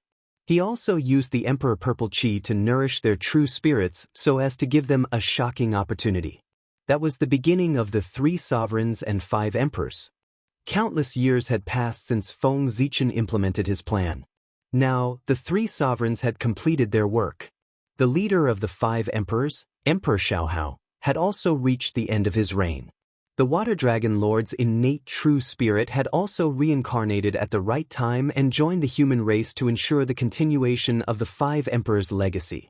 As the reincarnation of Daluo Jingxian, Xianxia was the same as his predecessors. He was born with incomparable talent and could be said to be the #1 person of the younger generation. It was his outstanding performance that attracted Xiaohao's attention.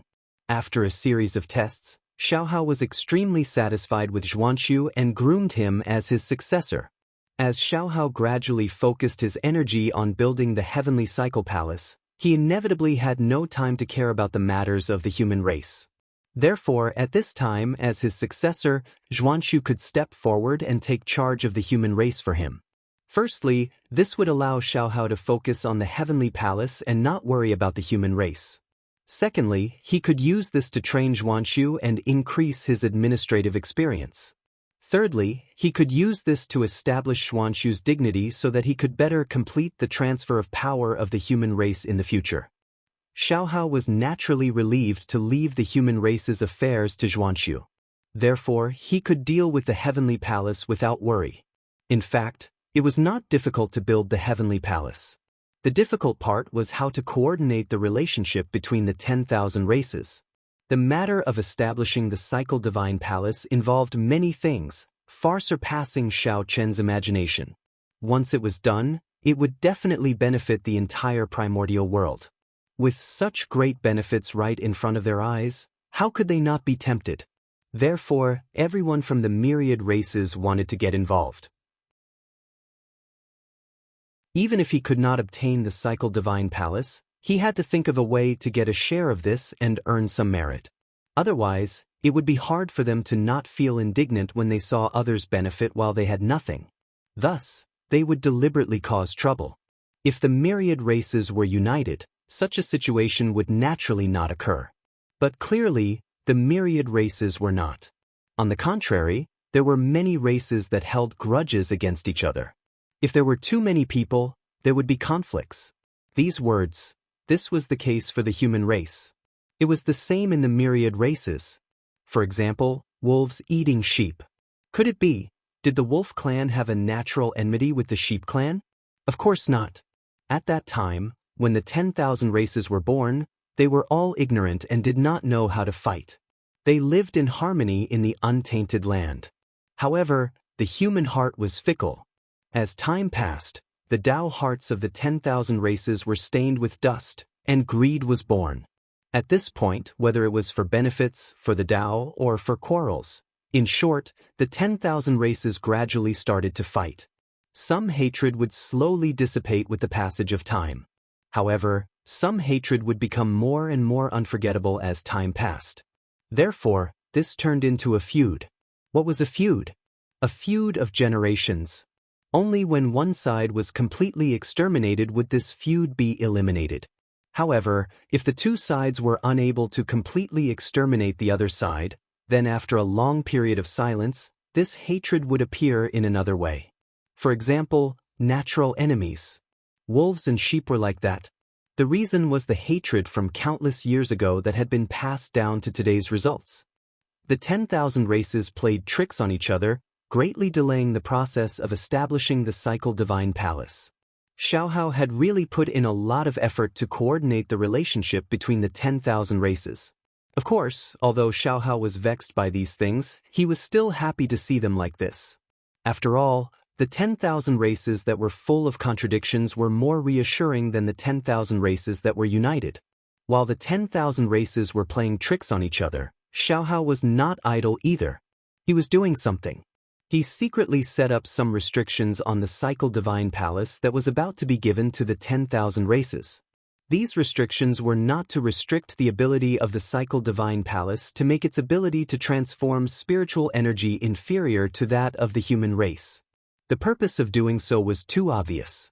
It was simply an insult to the intelligence of the 10,000 races. At the same time, it also made the human race seem a little petty. Therefore, Xiaohao disdained to do so. The purpose of setting up these restrictions was to prevent the 10,000 races from using the cycle divine palace to threaten the human race after they gained control of it.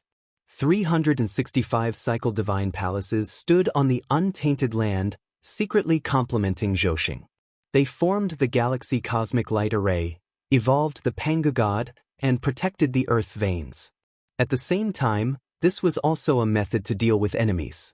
Once the array was activated, the combination of the power of Zhoxing and the power of the earth veins could easily suppress any existence below primordial chaos. Even if the primordial chaos Daluo Jingxian came, it could trap him for more than 1,000 years, if not completely suppress him. This was a form of protection for the untainted land. At the same time, it was also one of the trump cards of the human race. But all of this, was on the premise that all the cycle divine palaces were still under the control of the human race. But now, because the human race's foundation was limited, they could not refine all the cycle divine palaces. Emperor Xiaohao had no choice but to divide a portion of the cycle divine palaces and hand them over to the 10,000 races to refine. In this way, although the cycle divine palaces were still a method to protect the untainted land, they could not be considered the trump card of the human race. Think about it. If the human race activated the cycle divine palaces and fought a bloody battle with the enemy, and the 10,000 races that controlled the cycle divine palaces suddenly turned on them at the critical moment and stabbed the human race in the back, then the human race would be in big trouble. In fact, they did not even need to deal with the human race. They only needed to suppress the power of the cycle divine palaces at the critical moment and prevent them from erupting. Just this point was enough for the human race to suffer. This kind of attack from the inside was the most fatal. Therefore, they had to be on guard against this. That was the reason why Xiaohao had secretly set up restrictions in the cycle sacred palace. This restriction would not hinder the normal operation of the cycle divine palaces, nor would it affect the 10,000 races that lived in it. Its only function was to prevent the 10,000 races from mobilizing the power of the cycle divine palaces at the critical moment. That was enough. If they could not mobilize the cycle divine palaces, the 10,000 races would not be able to stab the human race in the back at the critical moment. Xiaohao's goal would be achieved. In this way, even if the 10,000 races found out, they would not say anything. Because if it were them, they would do the same. For the safety of their race, what was the big deal about using some underhanded methods? This was human nature. Of course, the biggest reason for this was that the human race was strong enough that the 10,000 races could not compete with them.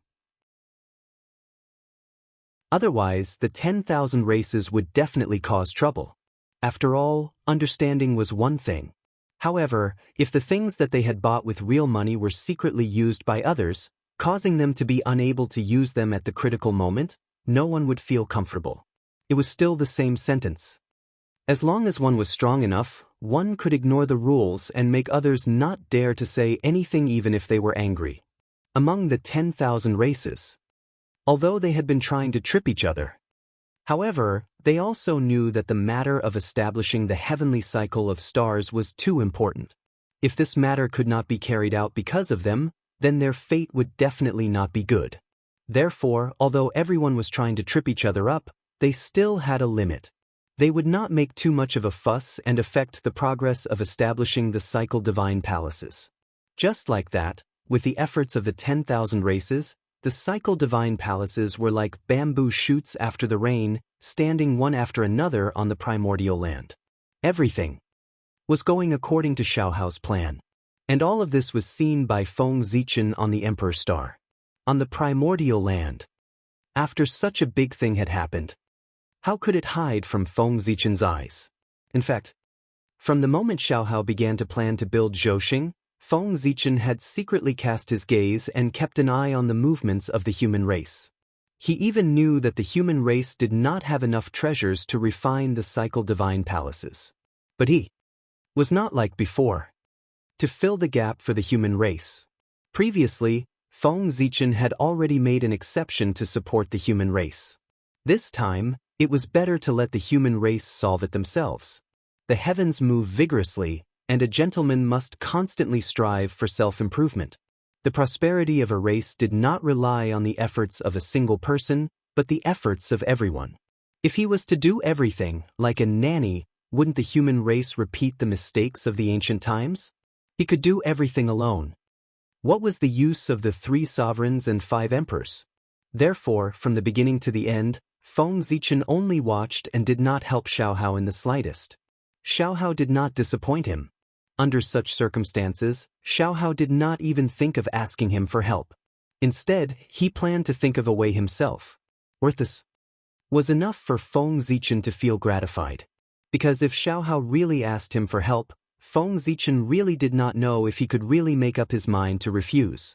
No matter how many harsh words he said, no matter how determined he was, but in the end, he was still a human. As a human, How could Feng Zichen remain indifferent in the face of the human race's request for help? Only a person with affection and loyalty could be considered a human.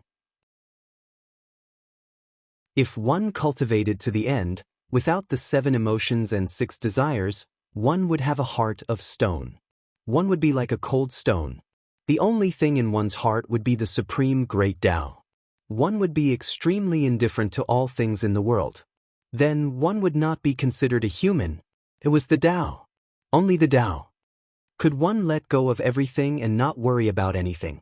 But it was obvious that Feng Zichen had too many things in his heart that he could not let go of. Therefore, he was still a human. He could not achieve the Tao, and he could not forget the human race. Therefore, if Xiaohao really asked him for help, he would be very disappointed, but there was a high chance that he would not refuse. The human heart was like this. How many people had escaped since ancient times? Fortunately, Xiaohao did not choose to ask Feng Zichen for help. Instead, he was prepared to think of a way himself. Facing difficulties was worthy of praise. Xiaohao was worthy of being the human emperor. He quickly came up with a solution. He used the hands of the myriad races to refine the heavenly palace. Regarding this method, Feng Zichen was very satisfied. In the short term, dividing the heavenly palace to the myriad races would undoubtedly cause the human race to lose a major trump card and plant hidden dangers in the future. If the myriad races rose because of this, wouldn't the human race be trapped in a cocoon of their own making? But from another point of view, with the rise of the myriad races, it would undoubtedly bring great external pressure to the human race to urge the human race to continue to improve. Invincibility was not a good thing. Without an opponent for a long time, it would undoubtedly cause the human race to slack off, and this would be the beginning of their defeat. Moreover, with the disappearance of external pressure, the internal pressure would expand, leading to the occurrence of internal strife. Therefore, it was a good thing to give the human race some external pressure. On the path of cultivation, if one did not advance, they would retreat. It was the same no matter where it was placed. Of course, Feng Zichen didn't just stand by and watch.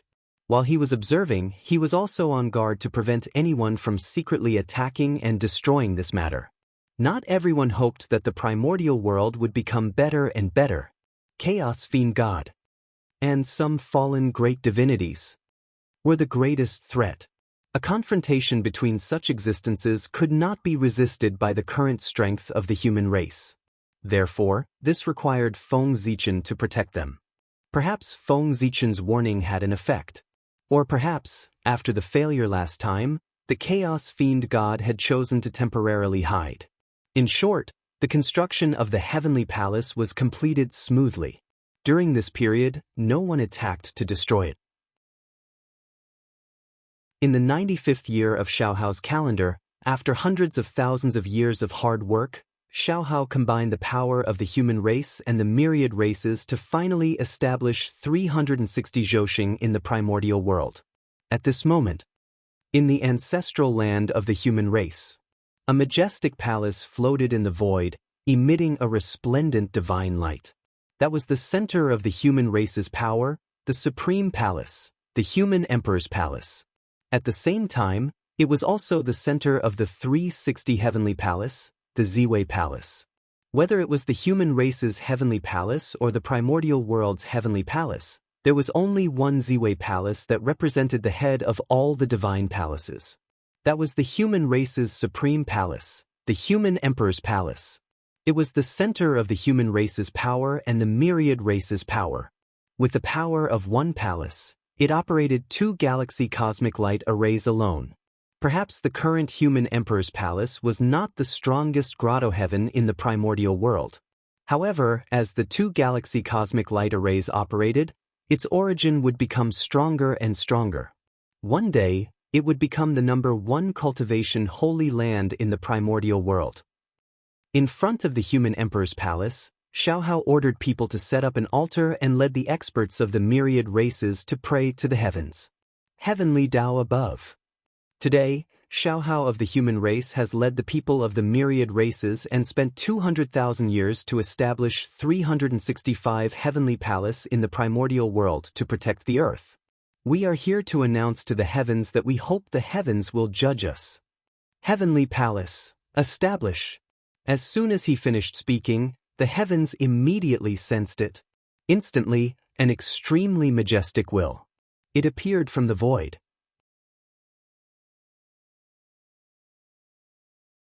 Chapter 641. The heavenly axiom had descended. Rumble. A vast will surged out of the void. In the blink of an eye, it swept through all the heavenly palace. It was also at this moment. Everything about the heavenly palace, even the plans of Feng Zichen and the others, were all sensed by the heavenly axiom. However, the heavenly axiom did not care at all. It only knew that with the establishment of the 365 heavenly palace, the wilderness would become more and more stable. That was enough. As for Feng Zichen and the others, did they have any selfish motives? Was that important? In the eyes of the heavenly axiom, the stability of the wilderness was greater than anything else. Compared to that, everything else was just minor details that were not worth paying attention to at all. Therefore, as long as it was confirmed that the establishment of the heavenly palace would bring benefits to the wilderness, the heavenly axiom did not care at all whether Feng Zichen and the others could gain personal benefits from this matter. Just now, the heavenly axiom scanned the heavenly palace to determine whether its existence was good or bad for the wilderness. And the result was obvious. Establishing the heavenly cycle divine palace would bring no harm to the great desolate world. Therefore, the heavenly axiom had allowed this matter. Beams of divine light bloomed from the heavenly palace. They were incomparably resplendent and pierced through the 9 layers of clouds, forming an inexplicable connection with the Zhouxing in the distant firmament. Rumble. At this moment, the stars trembled, each radiating a dazzling light. Unparalleled star power gushed out of their bodies and poured into the corresponding universal palace. Roar, roar, roar. With the support of the star power, the heavenly palace immediately changed. Blurry figures slowly appeared in the palace. They were ancient and mysterious, as if they were strolling in from the past and were about to walk into the present. Those were illusory figures of the heavenly cycle star gods. Every Zhouxing would give birth to an innate star god. They were the sons of the stars and the natural lords of the stars. At this moment, the illusory figures of the heavenly cycle star gods were born in the heavenly palace. This meant that they had obtained the approval of the Zhouxing and could borrow the power of the Zhouxing's origin. At the same time, this also meant that the Galaxy Cosmic Light Array had taken shape. In front of the Ziwei Divine Hall, Xiaohao looked at the Universe Divine Hall that was glowing with divine light. He suddenly formed a seal with both hands, pointed at the void, and issued a command. Galactic Cosmic Light Array, rise. As soon as he finished speaking, a change occurred. The divine light that shot into the sky from the universal sacred palace suddenly began to shrink. In the blink of an eye, it had completely shrunk back into the sacred palace. Then, as if it had been compressed to the extreme, the divine light suddenly exploded. Accompanied by countless mysterious runes, it swept in all directions. Dazzling divine light and endless runes flooded the entire untainted land in the blink of an eye. Buzz, buzz, buzz, the stars in the sky trembled. Boundless astral energy descended and was absorbed by the complete heaven's sacred palace. With this assistance, the divine light rune's aura skyrocketed and connected into one in an instant. Subsequently, an astonishing change occurred. Rumble, the entire Urwilds was buzzing, and the myriad Daos were trembling. They seemed to be trembling, but at the same time, they seemed excited. Numerous shocking phenomena were born. Amidst the shocking rare phenomena, a vast, ancient, magnificent, and illusionary figure silently descended. Pangu's shadow. No, to be precise, it was Pangu's godly figure. He appeared so suddenly and stood silently in the sky above the 360 universal sacred palaces, silently guarding the untainted land. But even so, the moment Pangu's godly figure appeared, his imposing figure still made people unable to look directly at him. Yes, it was different from Feng Zichen rebuilding the boundless starry sky, Shenong sorting out the earth veins, and the shadow of Pangu's godly figure hiding. This time, the shadow of Pangu's godly figure clearly appeared on the untainted land. It allowed the myriad races, the powerful beings, and even the chaos demon gods to clearly sense his existence. This was done deliberately by Feng Zichen. His purpose was to deter those with ulterior motives. He wanted to make it clear to the world, the untainted land was protected by Pangu's godly figure. Anyone with ulterior motives had to extinguish their thoughts that they should not have. Otherwise, under Pangu's axe, there would be no life. That is, Pangu's father god? When they suddenly saw the appearance of Pangu's godly figure, not to mention the experts of the myriad races, even the powerful beings who were secretly watching this place were shocked. In the untainted land, no matter who it was, there was an insurmountable peak in their hearts. That was Pangu. In the hearts of all living beings in the untainted land, Pangu's father god was an invincible existence. Known, unknown, as long as it existed, no one could compete with it except for the great Tao. From this, it could be seen that Pangu's position in the hearts of all living beings in the untainted land. When they suddenly saw the manifestation of Pangu's godly figure, everyone could not help but be so excited that they could not control themselves. Those powerful beings were still fine because they were old enough and had experienced many great calamities of the world. Therefore, they had more or less seen the manifestation of Pangu's shadow. Therefore, in their hearts, they were more surprised than excited. However, the living beings of the untainted land were different. As the world changed several times, those living beings who had seen Pangu's shadow had either already attained the Tao or died in the great calamity and turned into dust. Therefore, the living beings of the world were all living beings of the new generation. Most of their understanding of Pangu's great Taoist priests came from legends. They had never personally experienced him and his greatness. But now, with the manifestation of Pangu's godly figure, the legend had become a reality. One could imagine the excitement in everyone's hearts. Greetings, Pangu's father god. Unable to hold back the excitement in their hearts, everyone bowed to Pangu's godly figure to express their excitement. For a moment, the name of Pangu resounded throughout the untainted land. Pangu! Pangu! Pangu! Perhaps the expectations of all living beings had an effect. The will of Pangu in the unseen world actually responded. Boom! An incomparably vast power suddenly erupted in the depths of the void, spreading out at a speed that surpassed time and space and thought. In an instant, it swept through the entire untainted land. Whoosh! At this moment, time and space seemed to have stopped. Everything fell into a stagnant state. It was not until an angry roar resounded throughout the untainted land that everyone came back to their senses. Pangu, the name Pangu, was filled with endless hatred. The unwillingness and hatred contained in his voice was enough to move anyone who heard it. It's the chaos demon god. After the voice fell, Feng Zichen immediately made a judgment.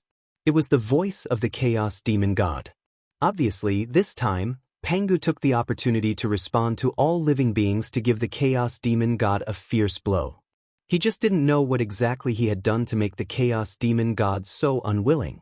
But there was no doubt that the chaos demon god would definitely not feel good after being hit by Pangu.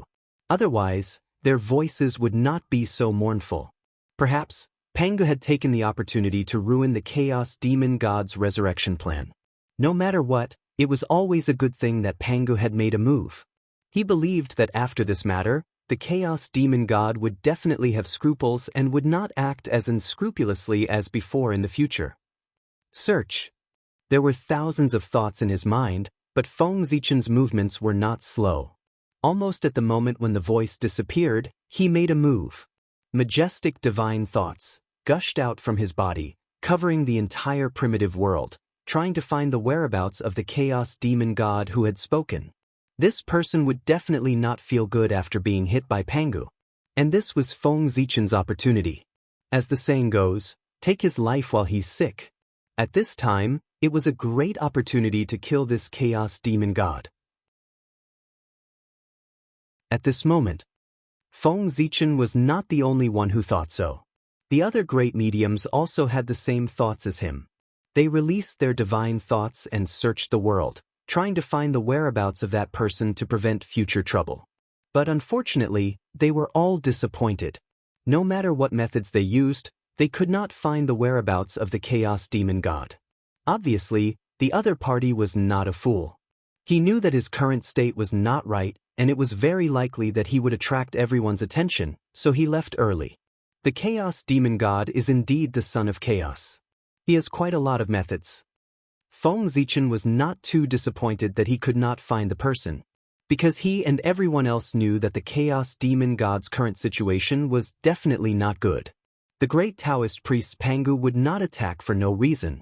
Since he had attacked the Chaos Demon God, it meant that the other party must have paid an unimaginable price. It was just that their level was too low to see what the price was. But it did not matter.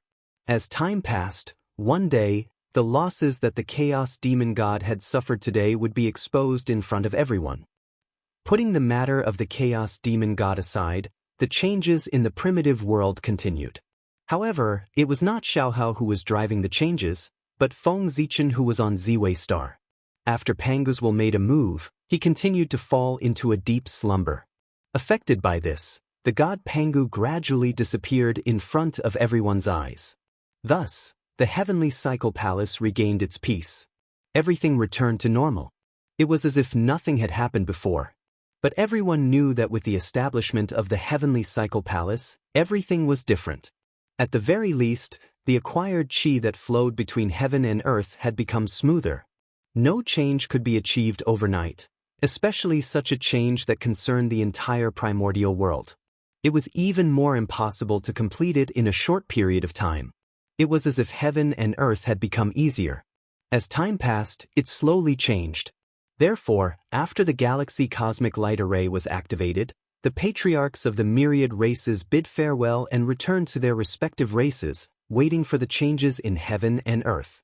Of course, before everyone left, the heavenly Tao also gave them the reward they deserved. Not long after the heavenly cycle palace was established, auspicious clouds gathered in the sky, and golden light shone brightly, illuminating the endless mountains and rivers. That was the heaven and earth merit. The appearance of the heavenly cycle palace was beneficial to the stability of the primordial world and the development of heaven and earth. It could be said that it was meritorious to heaven and earth. And with meritorious service, there would be rewards. The heaven and earth merit, this was the best reward for them. Boundless merit fell. Half of it fell into the human race, and the other half was divided equally by the myriad races. At this point, Xiaohao and the myriad races had achieved perfection. However, while they had achieved perfection, Feng Zichen had not achieved perfection. With the establishment of the heavenly cycle palace, the heavens, the earth were all overseen by the god of Pangu. And the fulfillment of this condition could help Feng Zichen promote the progress of the primordial world.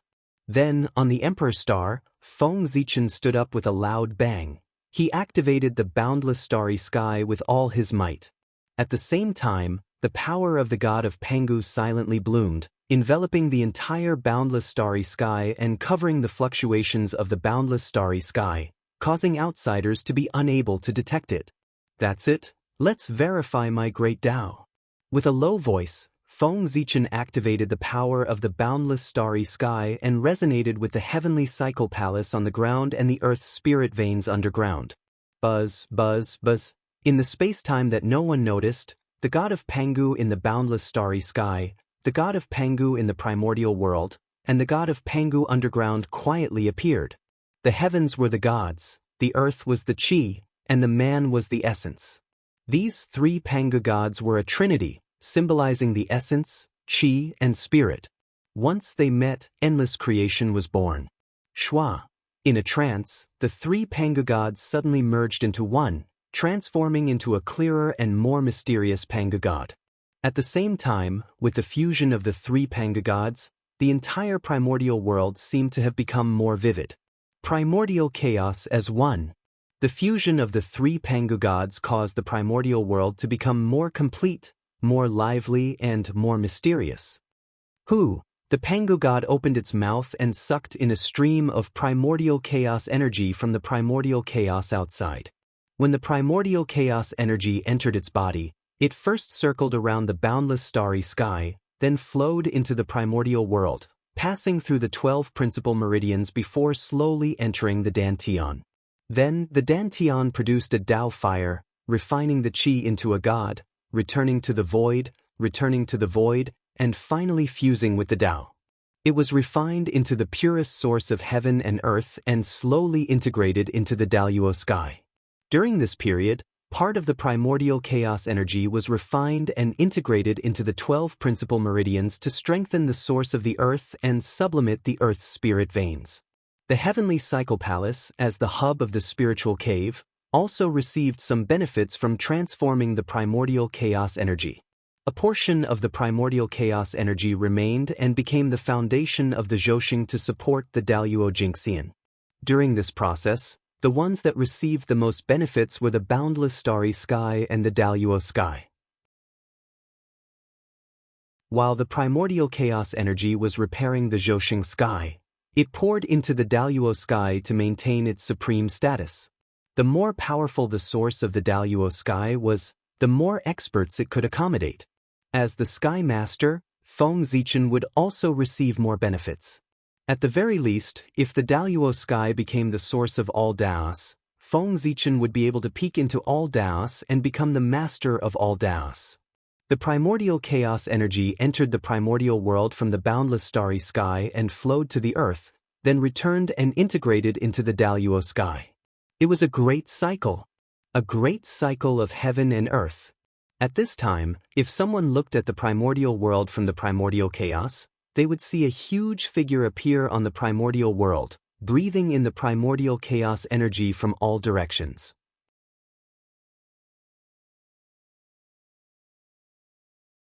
Chapter 642. That was Pangu's god. No, it should be Pangu's Dharma Laksana.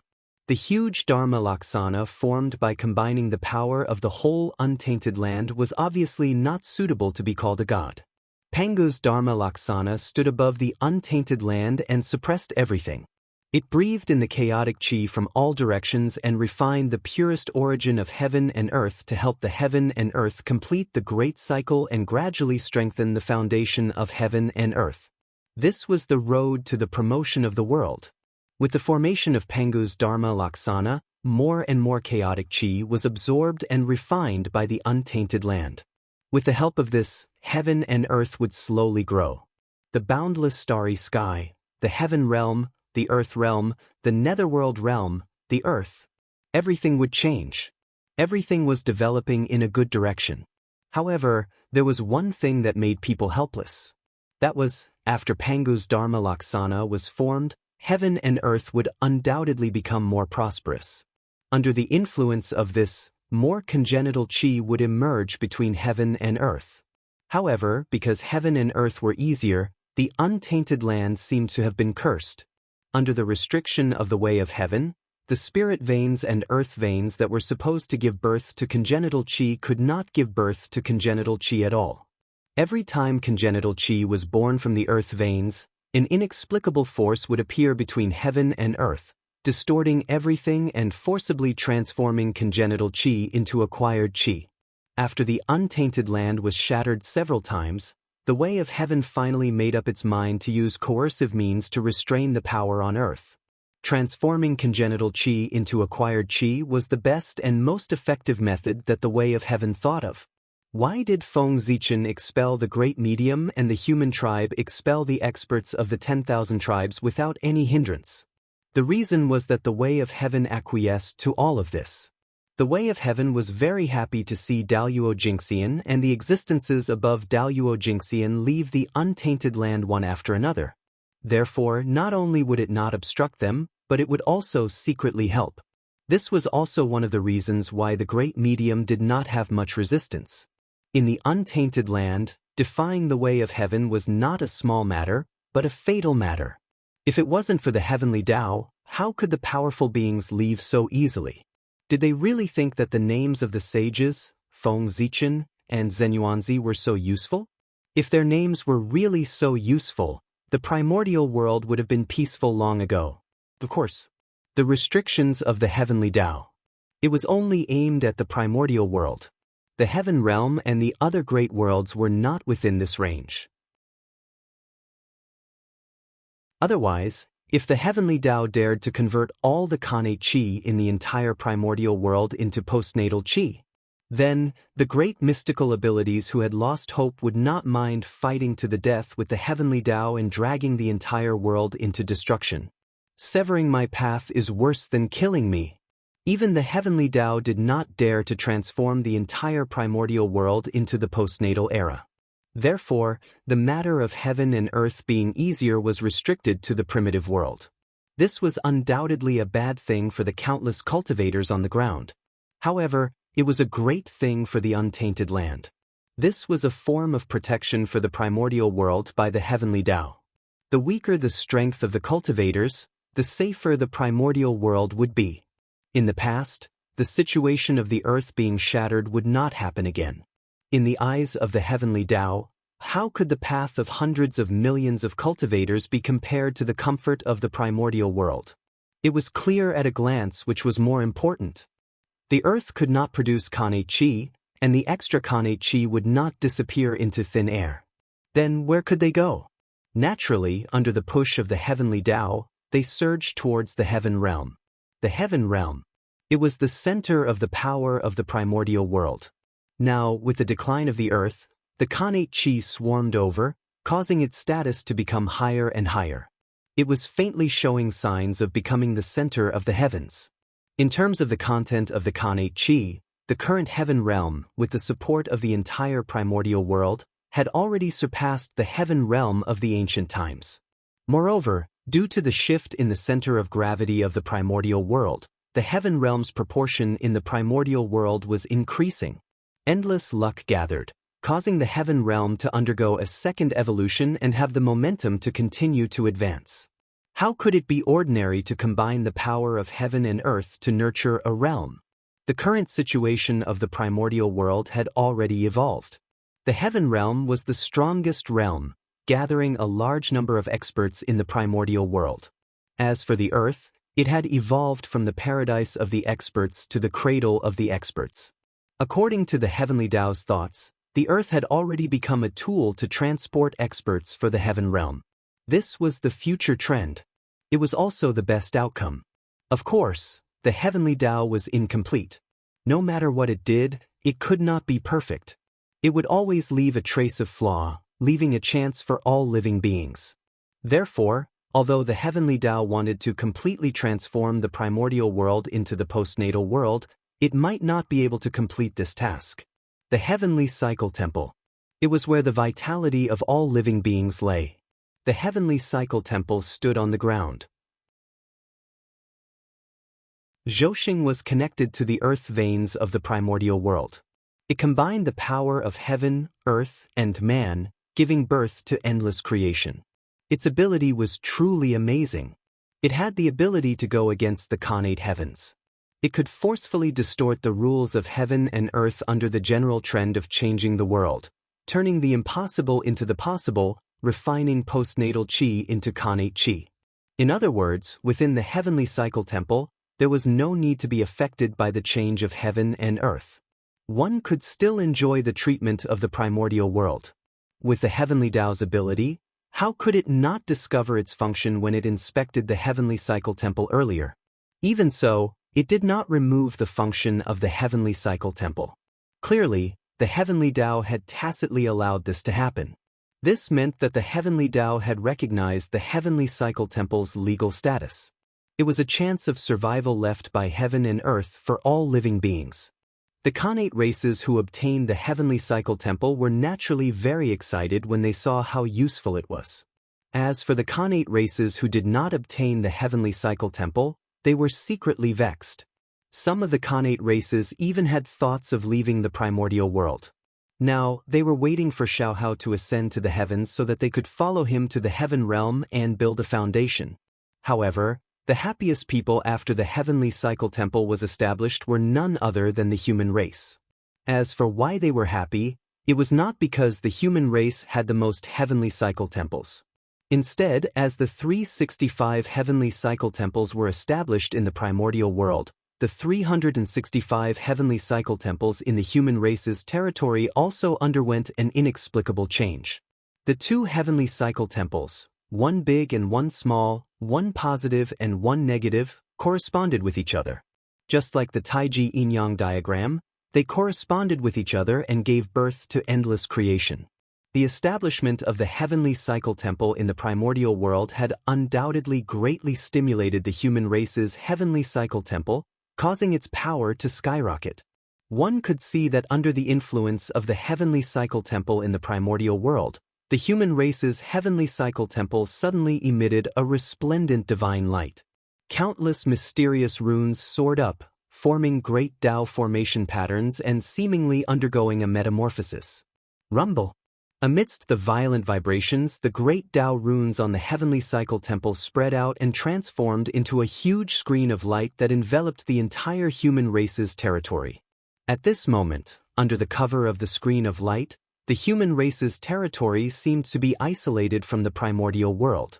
Rumble. In the human race's territory, thunder rumbled, runes danced, and laws manifested. All sorts of astonishing phenomena appeared one after another. It was as if a supreme force was distorting everything and reshaping the world. After an unknown period of time, the heavenly cycle temple gradually calmed down. The screen of light that enveloped the human race's territory also disappeared. Everything returned to normal. Upon closer inspection, the human race's territory did not seem to have changed at all compared to before the incident. It was as if everything that had just happened had not happened. However, if one were to walk into the human race's territory and carefully sense it, one would discover that the earlier incident had brought about an incomparable change to the human race's territory. Amidst the spirit qi that filled the entire void, in addition to acquired qi, there were also traces of Khanate qi in the human race's territory. That's right, it was Khanate qi. Although it was very little, but it did exist. In theory, this was impossible. Under the restrictions of the heavenly Tao, Khanate qi should not have appeared in the primordial world. Even Khanate spirit meridians could not produce Khanate qi. This was because the moment Khanate qi was produced, the power of laws would appear and distort the Khanate qi, transforming it into acquired qi. Based on this, it was truly inconceivable that Khanate qi could be produced in the human race's territory. This was all thanks to the complete heaven shrine. Tracing back to the source, one would discover that the Khanate qi in the human race's territory originated from the universal temple of the human race. It was emitted from their bodies and fused into the void. With the support of the universal temple of the primordial world, the human race's universal temple's power soared and produced even more Khanate qi. As a result, the temple could not contain it and had no choice but to disperse it. Moreover, as the temple's power soared, so did the power of God Pangu. As the power of God Pangu spread out, it distorted the laws of heaven and earth in the human race's territory and broke the restrictions of the heavenly Tao, causing a few loopholes to appear. It was these loopholes that made the impossible possible in the human race's territory. In the acquired era, Khanate qi was produced. It could also be said that the current human race had retained a trace of the primordial world's landscape. This was not to be underestimated. Although there was not much Khanate qi in the human race's territory, it was enough for the human race to leave the other races in the dust at the starting line. The Tao of gods and demons. The most important thing was to go against the Khanate heavens. In the acquired era, the depletion of Khanate qi would undoubtedly increase the difficulty of going against the Khanate heavens to a hellish level. It could be said that with the arrival of the acquired era, the Tao of the God Fiend had already shown signs of decline in the primordial world.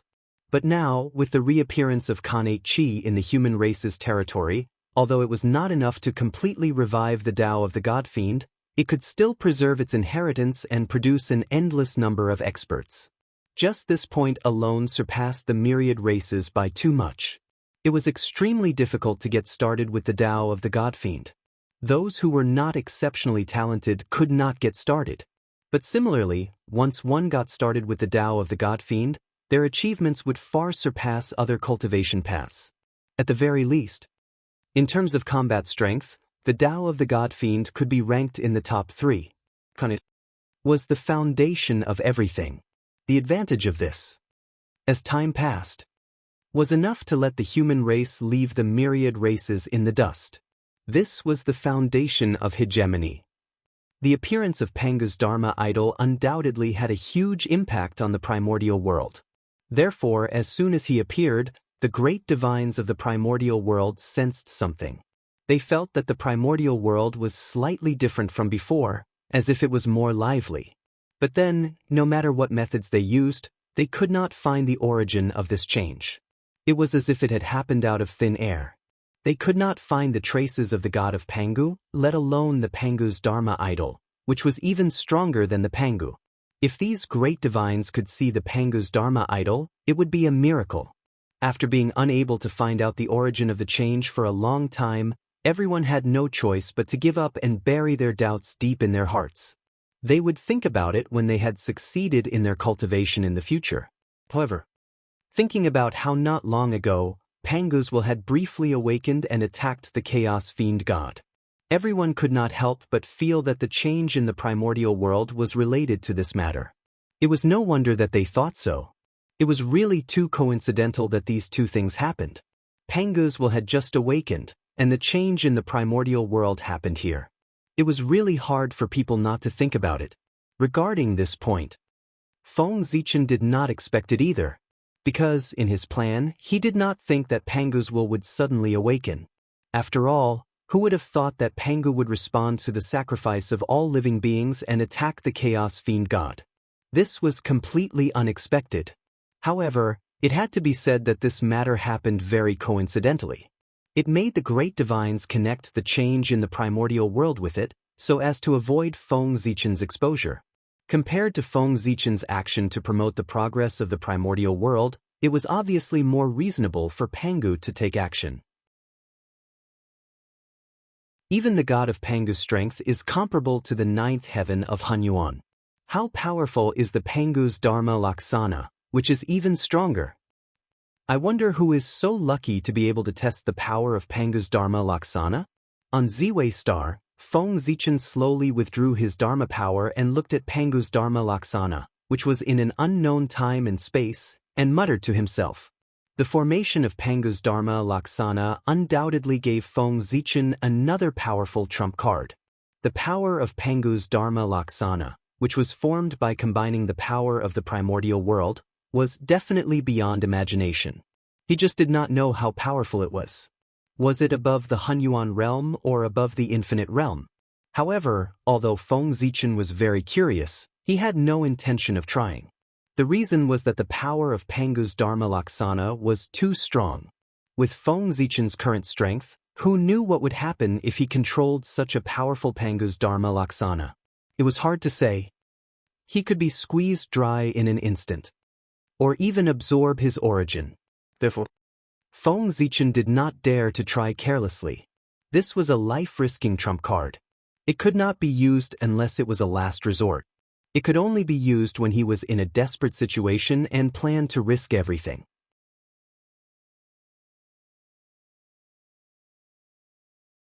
Chapter 643. In the ancestral land of the human race, where the ancestral temple was located, all the elders of the human race and the patriarchs of the myriad races were gathered here, ready to witness a major event that concerned the inheritance of the human race. That's right. The Xiaohao Emperor was about to ascend to the heavens. In order to establish the heavenly cycle temple, Xiaohao had spent hundreds of thousands of years. Therefore, not long after the heavenly cycle temple was established, the Xiaohao Emperor's million-year term came to an end. He had completed his merit and was about to ascend to the heavens. At this moment, everyone was gathered here to witness the grand occasion of the Xiaohao Emperor passing the throne to Xuanxu. Xuanxu. From now on, the primordial world will be handed over to you. I hope that the human race will prosper in your hands and far surpass the ancestors. In this way, you will not let me down and the ancestors of the past. In the ancestral temple, under the witness of the Virgin Yuhua, the sacred Emperor Zichen, the ancestral Emperor Suiren, and the statues of the past human ancestors, Xiaohao passed the human Dao Emperor seal, which represented the supreme power of the human race, to Xuanxu. Xuanxu, I will not let the ancestors down. Xuanxu took the human Dao Emperor seal with a solemn expression and swore. Xuanxu, from now on, the primordial world is yours. Amidst the laughter, the Xiaohao Emperor walked out of the ancestral temple. And with his footsteps, strands of 7-colored auspicious clouds appeared under his feet, slowly lifting him up into the air.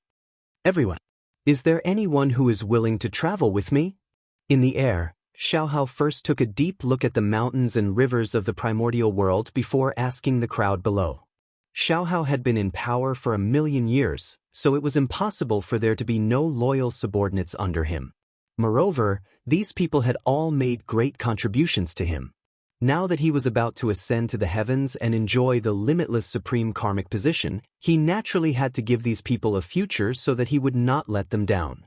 And the heavenly court, it was where the future of these people lay. It was the center of the power of the primordial world, the place where countless providence gathered. If they could get an official position there, even if it only took 1,000,000 years, it would be enough for these people to obtain a lot of merit.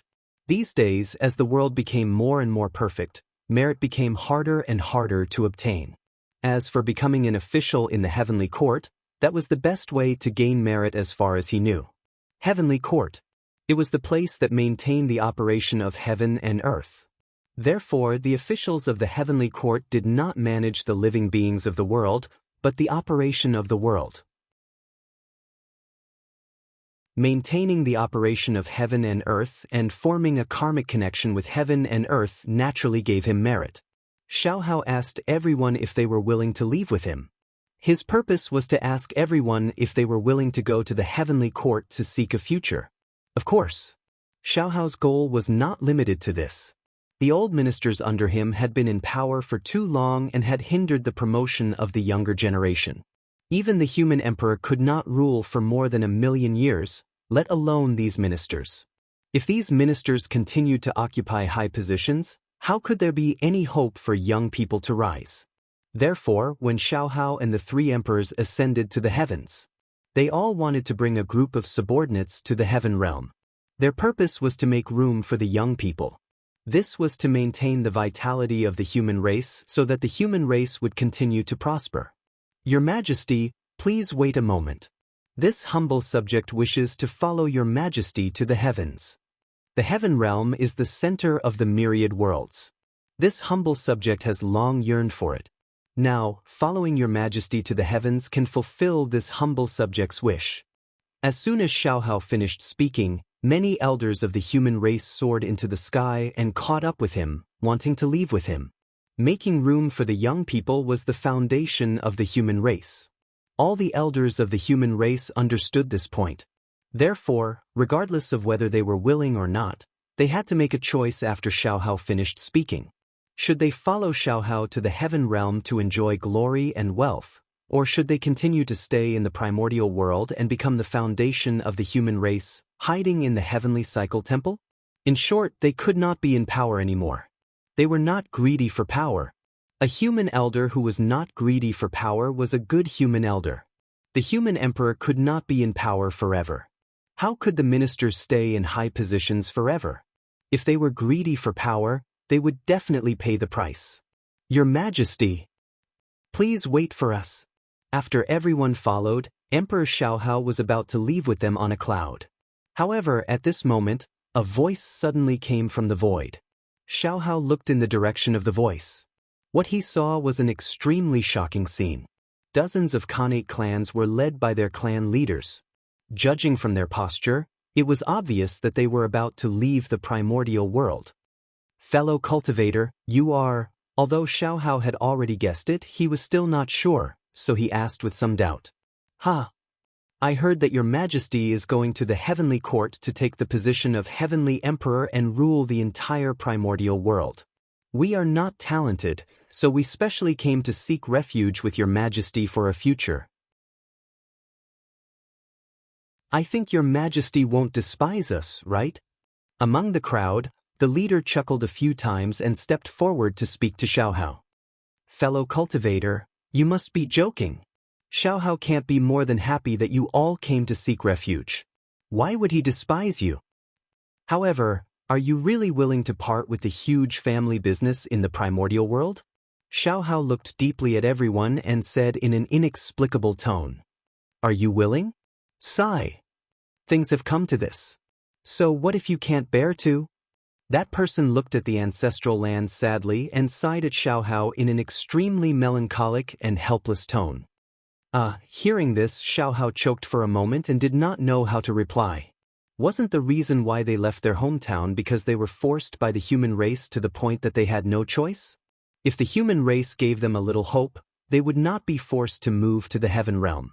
If they continued to stay in the primordial world, they would definitely decline in the future. However, if they left the primordial world and went to the heaven realm, there would be a chance of survival in the future. They were not stupid, so they naturally knew how to choose such a simple multiple-choice question. Since all of you have so much faith in me, I won't disappoint you. When we reach the heaven realm, I will definitely find a suitable place for you all to settle down. As an emperor, he had to be thick-skinned. Therefore, after the initial awkwardness, Xiaohao laughed and forcefully changed the topic, assuring everyone. In that case, we will thank your majesty on behalf of our clansmen. After receiving Xiaohao's assurance, everyone secretly heaved a sigh of relief. At the same time, they bowed respectfully to Xiaohao. This bow was really from the bottom of their hearts. To the heaven realm, the innate races from the primordial world, were undoubtedly outsiders. If they went there rashly, they would definitely be suppressed by the natives of the heaven realm. However, with Xiaohao's assurance, the situation they would face would undoubtedly be much better. No matter what, Xiaohao was also the future celestial emperor, the supreme ruler of the primordial world in name.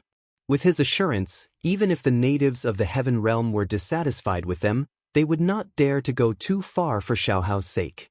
Otherwise, what awaited them would be the anger of the celestial emperor. Who was the celestial emperor? In the primordial world, other than the great magicians, no one could withstand his anger. Even the disciples of the saints were no exception. Did you not see? The cause of the God-confirmant tribulation was because the disciples of the three sects were disrespectful to Haotian. Xiaohao's assurance could make it easier for these innate races to open up the situation in the heaven realm. Who knew how much trouble it would save them? Therefore, this bow was really sincere. After accepting everyone's bow, Xiaohao rode a cloud and left with everyone. At this point, the primordial world ushered in the rule of Xianxia. That's right, there was no mistake, it was the primordial world, not the human race. Just as Xiaohao said to Xianxia, the primordial world is yours. Not as Xianyuan said to Xiaohao, the human race is yours. The difference between the primordial world and the human race was the difference between the 3 emperors and the 5 emperors. During the period of the 3 emperors, although the 3 emperors were strong enough, the human race was obviously not strong enough. Although they could be considered the top of the primordial world, they could not be called the ruler of the primordial world. Therefore, the 3 emperors ascended the throne. First, they were the emperors of the human race. Then, after countless efforts, they became the emperors of the primordial world.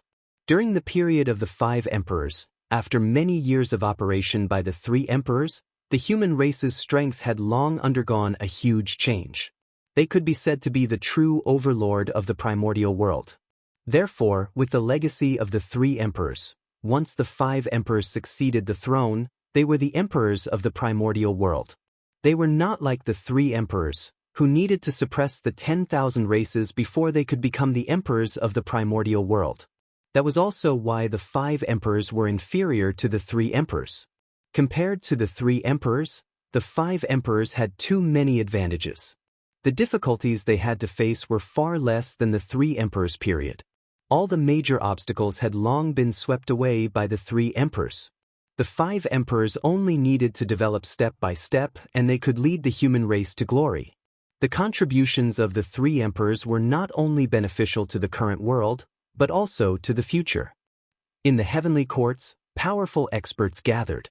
Regardless of whether they were in hiding or still active in the primordial world, as long as they were not in seclusion, they were all gathered here. Even the heavenly Tao had sent down a wisp of will to pay attention to this place.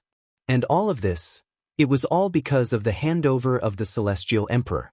Compared to the change of the human emperor, the change of the celestial emperor was undoubtedly grander and more solemn. Even the heavenly Tao had to descend personally. After all, the celestial emperor's identity was there. He was the highest in the primordial world and incomparable. His every move was a major event that affected the primordial world, let alone a major event like the change of the celestial emperor. The powerful experts were coming, and the heavenly Tao was about to descend. That was to say, the saints were not in the primordial world. If not, they would have come personally to witness this scene. Just like that, under the witness of a group of powerful experts and the heavenly Tao, the central yellow emperor Xianxia abdicated and passed the position of celestial emperor to Xiaohao. It was this celestial emperor, known as the Western Gold Emperor, who was taken in as a guardian by the ancestral magus. As such, the five elements celestial emperor had already reached the fourth position. The first three celestial emperors had reached perfection. Under this influence, an invisible force of heaven and earth appeared and descended on Feng Zichen's body. Not only did it baptize his physical body, but it also faintly opened the primordial chaos gate for him. At this moment, under the support of this force of heaven and earth, Feng Zichen truly saw the scenery after the primordial chaos Tao realm. He was really close to that door. If one had to describe it, it could only be said that it was within reach. However, there was always a little bit missing, causing him to be unable to truly push open that door and advance to the primordial chaos Daluo Jingxian. Feng Zichen knew that it was because the five elements celestial emperor had not reached perfection, causing him to be unable to take that crucial half a step. The five elements celestial emperor. That was the key to his Tao. Once the five elements celestial emperor reached perfection, Feng Zichen, who had facilitated this matter, would be able to obtain boundless luck and break through to the realm of the primordial chaos Daluo Jingxian in one fell swoop. Moreover, he would be able to ascend several levels of heaven and become an expert of the primordial chaos domain. It was precisely because of this that Feng Zichen would painstakingly suppress his realm and not let himself advance so early. In fact, as early as more than 1,000,000 years ago, when Shenyuan had just ascended the throne and Feng Zichen had recovered from all his injuries, if he had gone all out, he could have advanced to the primordial chaos Daluo Jingxian. He was the great Taoist priest, advancing to the primordial chaos Daluo Jingxian. To others, this was an extremely difficult task. But for Feng Zichen, although it was not easy, it only needed a period of time to settle down. After fighting with the chaos demon gods of the primordial chaos several times, Feng Zichen had long had the capital to advance to the primordial chaos Daluo Jingxian. Especially after the battle with the demon ancestor Rahu, he broke and stood up, and his realm had been greatly sublimated. It could be said that at that time, he had a realm comparable to the primordial chaos Daluo Jingxian. It was only because his injuries were too serious that he did not advance to the primordial chaos Daluo Jingxian. With Xuanyuan's ascension, Feng Zichen's injuries had completely recovered. He had already grasped the essence of the primordial chaos realm. In other words, he did not need to wait until the five elements celestial emperor reached perfection to reach the primordial chaos realm. As long as he wanted, he could borrow the power of the great Taoist priests in his body or the power of the boundless starry sky to break through at any time. However, Feng Zichen held back. He was unwilling to break through just like that. His ambition was great. One or two proofs could no longer satisfy him. He wanted to maximize his benefits in order to pursue greater results. Feng Zichen wanted to achieve the primordial chaos realm 3 times so that he could jump over the early stage of the primordial chaos realm in one fell swoop. The more methods he prepared before attaining the Tao, the stronger he would be after attaining the Tao. The reason why it was said that the more profound one's foundation was before the breakthrough, The better was because the breakthrough of the realm could transform all the foundations into strength. The more profound one's foundation was, the greater the benefits of the breakthrough. This was the only chance to advance by leaps and bounds. Good preparation was the key to success. If he wanted to increase his strength explosively after the breakthrough, it would be somewhat impossible. He had to slowly accumulate it step by step. Attaining the Tao 3 times was enough for Feng Zichen to enter the 4th level of the primordial chaos realm, or even higher. If he used the power of the great Taoist priests in his body and the power of the boundless starry sky to directly enter the primordial chaos realm, then his achievements would only be the 3rd level of the primordial chaos realm.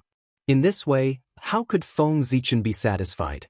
One had to know that his target had always been a saint. As for the saint, even the weakest one, Kundi, had the 4th level of the primordial chaos realm. The 3rd level of the primordial chaos realm was not even comparable to Kundi. It would be strange if Feng Zichen was satisfied. Therefore, he wanted to pursue a higher realm. He did not want to surpass the saint, but he wanted to catch up with the saint.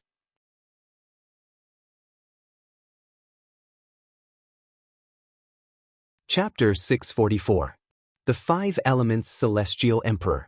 This was Feng Zichen's plan. Using the power of heaven and earth to achieve the Tao. Transforming these 3 supreme powers into resources for his own advancement would definitely push Feng Zichen to the 4th level of primordial chaos or even higher. He would catch up with the saints in one fell swoop and become an existence that truly stood at the peak of the primordial world. Therefore, Feng Zichen could not break through.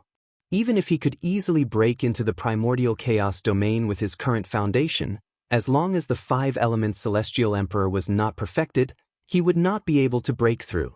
To be honest, this feeling of forcefully holding back from breaking through was not good. The power of the primordial chaos was right in front of him, constantly attracting Feng Zichen's mind, tempting him to take a step closer. How many people could resist the temptation of becoming stronger? However, for the sake of a stronger future, Feng Zichen could not help but endure. It was only 3 million years.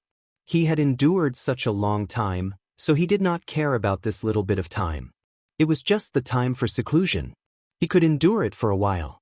He could not let any accidents happen that would cause him to suddenly break through and enter the primordial chaos domain. As a result, all his years of hard work would be wasted. During the reign of Emperor Xiaohao, he felt that the human race had oppressed the myriad races too much, so he gave them preferential treatment to appease their hearts. Under this influence, the myriad races were able to recuperate and recover some of their strength. After their strength increased, the old habits of the myriad races resurfaced. They secretly started to cause trouble in the primordial world. Of course, although the strength of the myriad races had recovered some, they were still far from being comparable to the human race. Therefore, on the surface, the myriad races did not dare to cause trouble. However, in the dark, they kept making small moves. During Xiaohao's reign, the myriad races did not dare to go too far because of Xiaohao's prestige. However, after Xianxia succeeded the throne, his reputation for benevolence spread throughout the primordial world. As a result, the myriad races thought that he was a good person and inevitably had fewer scruples when they caused trouble. In addition, there was also a feud between the myriad races. In the past, because they were dealing with the human race together, they could not attack their allies, so these feuds were temporarily put aside. But now, as the human race descended into the primordial world and unified the myriad races, the so-called Khanate alliance naturally existed in name only. The alliance was gone. Naturally, they couldn't be considered allies. As a result, the various races no longer had any misgivings and began to enter the moment of revenge. Everyone would take revenge if they had a grudge, and take revenge if they had a grudge. The primordial world, which had finally regained its peace, became chaotic as a result. Logically speaking, Xianxia should have stopped the chaos in the primordial world. At the very least, he should have reprimanded the 10,000 races and ordered them to act calmly. However, in reality, Xianxia didn't say a single word from start to finish. It was not because he did not want to care, but because the current Xianxia was completely unable to free up his hands and feet to mediate the relationship between the 10,000 races. The matters of the human race were enough for him. How could he have other thoughts to consider the myriad races? Something is wrong with the human race. The friction between the myriad races continued, and the human race was not peaceful either. The hidden danger buried in the Xianyuan period suddenly erupted not long after Xianxia succeeded the throne. It was this trouble that restrained all of Xianxia's energy, so that he had no time to take care of the myriad races. What trouble could the human race, who was already the overlord of the primordial world, cause if the heaven realm did not interfere? Naturally, the answer came from within. When a race became invincible, its enemies would move from the outside to the inside. In other words, the human race was on the verge of civil strife. Back then, after the human emperor Xianyuan defeated Qiyu, in order to appease the hearts of the mutants, he did not attack the Jiuli tribe ruthlessly. Instead, he scattered them into the various tribes. This method was indeed excellent at that time. The Jiuli tribe was scattered and could not condense into a large force. Naturally, it was impossible for them to stir up any waves. In this way, the human race was doomed. However, it was obvious that Xianyuan had underestimated the methods of the mutants. At that time, the leader of the mutants saw that Qiyu was defeated and the huge Jiuli tribe was scattered. His clansmen were scattered all over the primordial world. He knew that the situation was over. Next, perhaps he was unwilling to be a coward, or perhaps he was worried that Xianyuan would settle the mutants. The leader of the mutants did something big. It had to be said that the leader of the mutants was also a figure. He combined the witchcraft he learned from the witch clan with the medical skills passed down by Shenong and created the witch doctor lineage. This method combined the strengths of the two lineages. It had an incredible ability. Compared to pure medical skills, its ability was much stronger. However, it had a fatal flaw, and that was that the witch doctor technique could only be practiced by those with the bloodline of the witch clan. Just this point, it restricted most people. If not for this, the leader of the mutants could have become an ancestor and gathered supreme luck. In the future, he might have the possibility of becoming a great magician and achieving his own glory. However, it was this restriction that greatly reduced his achievements. It was fortunate that he could become a quasi-saint, not to mention a great magician. After creating the witch doctor technique, the leader of the mutants, it should be said that he was the ancestor of the witch doctor. The ancestor of the witch doctor passed down the witch doctor technique to the witchman lineage. It was this move that caused the witchman lineage, whose status had declined after the defeat of the Civil War, to greatly increase their importance in the human race. Not only did their status increase again, but they even faintly had the tendency to be on par with the royal family. After all, who could guarantee that they would never be injured? After the witch doctor technique spread, the status of the witchman lineage in the human race gradually became prominent, and they even obtained a great right to speak. The power of the witchman lineage could be explained by one thing. At this time, there were countless human tribes of all sizes in the primordial world, and most of these tribes had their own witch doctors. The only difference was the number. The small ones had one or two, while the large ones could have hundreds or thousands. And these witch doctors had great power in the tribe. It could be said that they were second only to the tribe leader. It was to the extent that in some small tribes, some witch doctors had more power than the tribe leaders. Of course, witch doctors who had such power could no longer be called witch doctors. Instead, they were called witches and had the power to sacrifice. The important matter of the country was to sacrifice and fight. From this, it could be seen how much power the witchman lineage, who had the power to sacrifice, had in the human race. If that was the case, although the witch doctors controlled most of the power of the human race, they had no reason to divide the human race and continue to stir up internal strife. But this matter, the bad thing was the customs of the witchman lineage. As the descendants of the witchman and the human race, the witchman inherited some of the witchman's customs while inheriting the power of the witchman. For example, advocating nature. Pangu transformed into heaven and earth and created the primordial world. Based on this, the witchman believed that everything had a spirit. The mountain, the river, the sea, were all formed from the flesh and blood of Panga's father, and they should be worshipped. Therefore, the witchman liked to sacrifice. Heaven, earth, wind, rain, thunder, lightning, such natural phenomena, or famous mountains and rivers, could all become the objects of their sacrifice. Yes, the witchman lineage inherited this characteristic of the witchmen. They liked to sacrifice and wanted to sacrifice everything they saw. However, as the descendants of Pangu, the witchman was born with a law and could communicate with heaven and earth. Therefore, no matter what they sacrificed, they could get a response. However, the witchman lineage, because their bloodline was not pure, they did not have this ability. With this ability, what was the difference between them and the witchman? Naturally, they were taken to the witchman. In other words, the witchman could indeed get a response when he sacrificed everything. As for the witchman, he was just going through the motions when he sacrificed everything. Not only was it useless, it was also easy for some people with ulterior motives to take advantage of it. For example, when some small tribes were sacrificing, if a special living being passed by and coveted the offerings of the human race, they could use the time when everyone was sacrificing to give a response. This way, the special living being would transform. It would become the sacrificial spirit of this tribe and enjoy its offerings. Actually, this was nothing. As the saying goes, you have to pay for what you get. Since these special living beings enjoyed the offerings of the human tribe, they naturally had to protect this place to repay the karma. The special living beings received benefits, and the safety of the human tribe was also guaranteed. This was a good thing that was mutually beneficial, and they should not be too worried. However, the problem was that there were evil gods, chaos demon gods, wreaking havoc in the primordial world. It was inevitable that the chaos demon gods would sense the random sacrifices of the human tribe. This gave the chaos demon gods a chance to interfere in the primordial world. The chaos fiend celestial was naturally the best at bewitching people. It was because the chaos demon gods were powerful enough. With the size of the primordial world, no one could resist such a powerful temptation.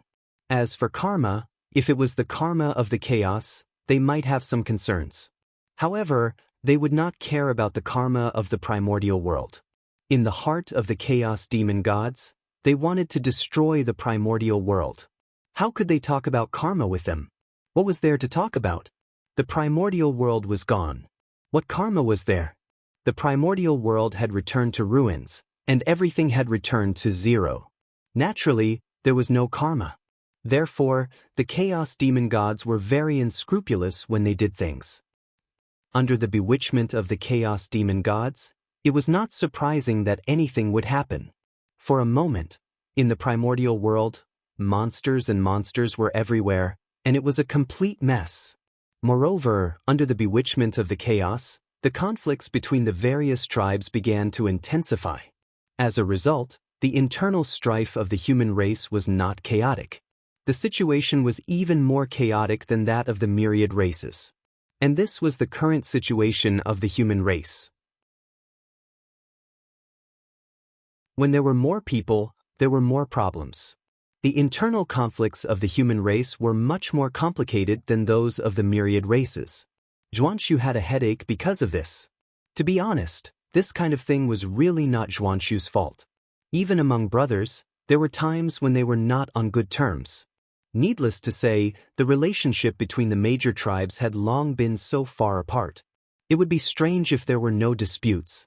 Even without the instigation of the chaos demon gods, conflicts between the major tribes were bound to happen. The difference was only a matter of time.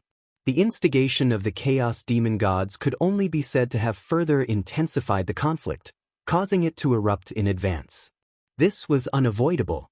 It was also a conflict that had accumulated over countless years. It could erupt at any time. Xianxia could only say that he was unlucky to have caught up with this matter during his term. However, since he had caught up, then there was no reason to escape. He needed to think of a way to solve it. And this, perhaps, was the test of heaven and earth for Xianxia. In fact, to quell this internal strife, It was not difficult for Xianxia. This was not because of his invincible strength in the primordial world, but because of the unique system of the human race. In order to ensure that the human race's experts would continue to exist, the human race's experts often went out to search for geniuses and brought them back to the human race's ancestral land to nurture them. After countless years of accumulation, most of the human race's experts were gathered in the human race's ancestral land. They were absolutely loyal to the human race. They were the mainstay of the human race and the most powerful warriors of the human race. Were the foundation of the human race, there were no traces of great divine abilities or even saints on them. No matter how one looked at it, it was a good thing for the human race's disciples to become disciples of great divine abilities or even saints. They could borrow power for the human race. However, all of this was based on the fact that the human race and the great divine abilities lived in harmony. If one day the human race and the great divine abilities fell out and went against each other, then what would the human race who had become disciples of the great divine abilities do? Would they help the human race, help the sect, or not help either side? Regarding this, Feng Zichen did not know. Nor did he want to know. He only knew. The human heart could not withstand the test. Therefore, he had to prepare for the worst. In case it was just in case. If those clansmen were not useful at the critical moment, or even betrayed the human race at the last minute, then the human race would be in big trouble. Just in case, this was why there was a group of experts in the ancestral land. These experts that the human race nurtured themselves were the most solid fortress of the human race. Although Feng Zichen could not guarantee their absolute loyalty, compared to those clansmen who lived outside all year round, these clansmen who were personally nurtured were undoubtedly more trustworthy. No system could be absolutely perfect. Although the ancestral land was trying its best to find geniuses, there would still be some fish that escaped the net. However, these buried geniuses were extremely few in number and did not affect the overall situation. It was because of this system that the ancestral land of the human race gathered about 70% of the human race's strength. Excluding those clansmen who belonged to the great divine abilities, the experts in the countless tribes added together did not exceed 10% of the human race's experts. In this way, if Xianxia was determined to calm the riot, it would not take much effort at all. The difference in strength between them was too great. But even so, Xianxia did not make a move. Although the riot in the tribe was easy to calm, if the source was not solved, his actions would be meaningless. The riot could be repeated at any time. So, if he wanted to solve this matter completely, he could only eliminate the source. And what was the source of the riot in the tribe? Xianxia indicated that no matter what it was in the past, it would be the instigation of the chaos demon god now. This would be an internal conflict. To the outside world, he just did not know. These evil gods that suddenly appeared, were they easy to deal with?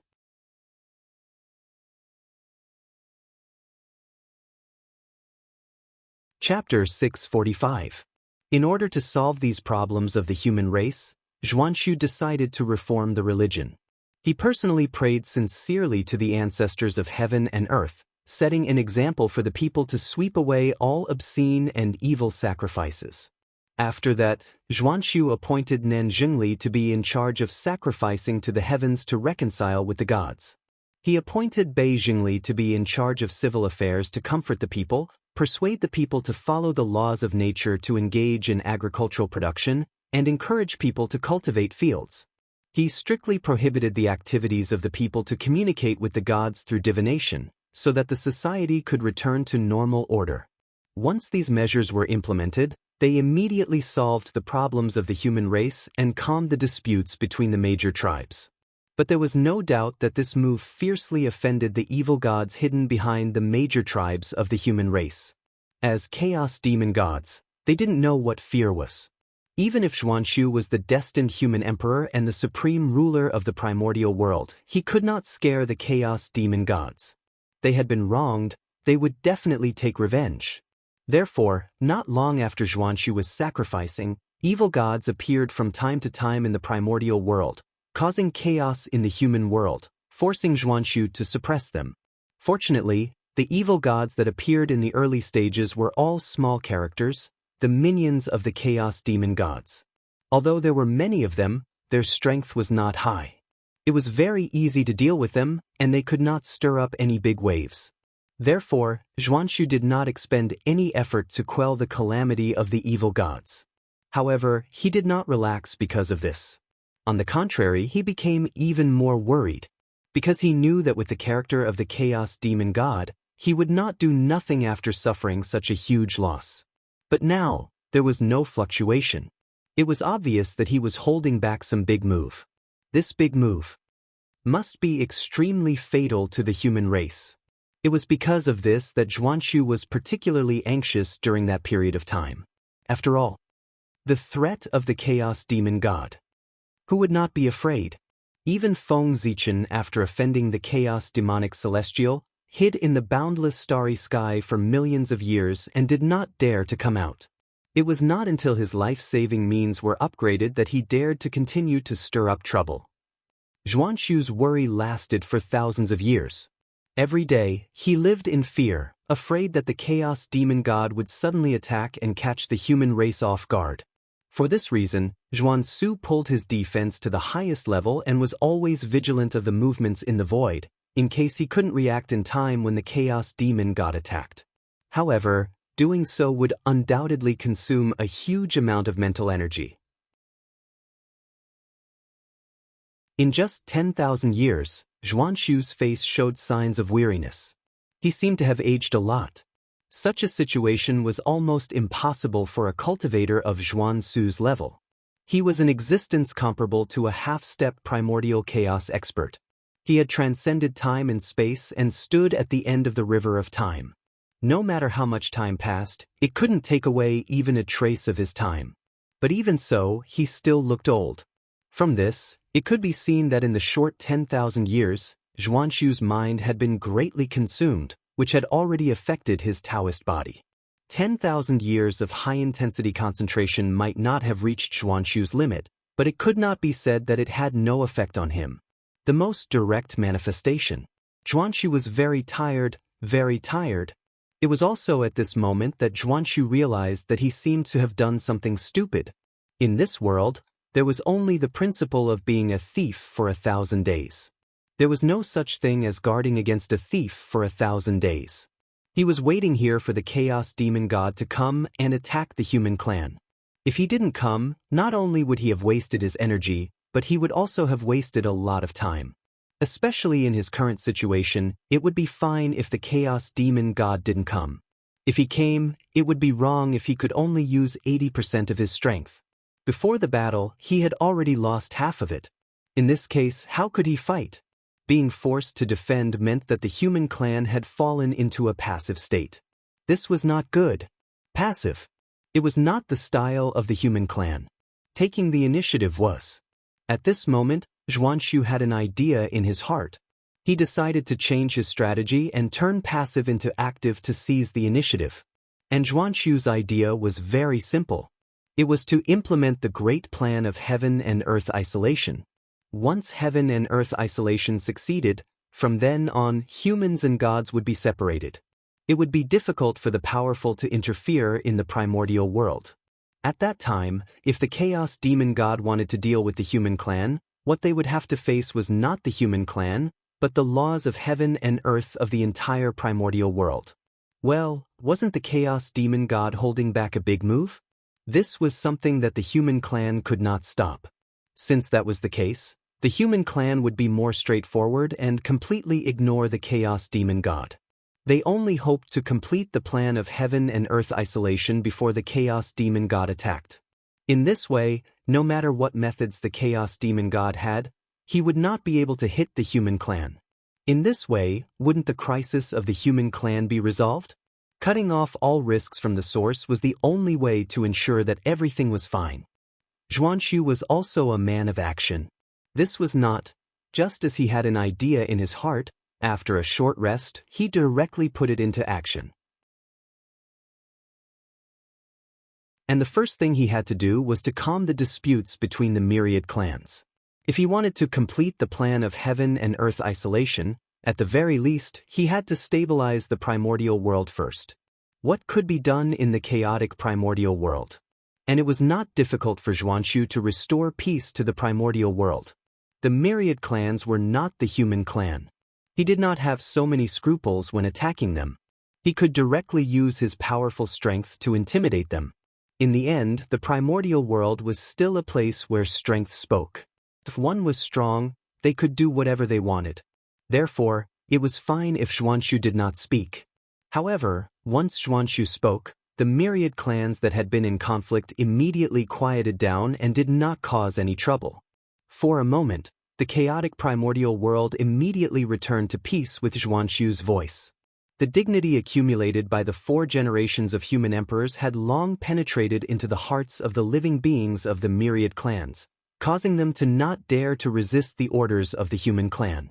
Of course, other than forcefully suppressing them, Xianxia also had some gentle methods to calm the disputes between the myriad clans.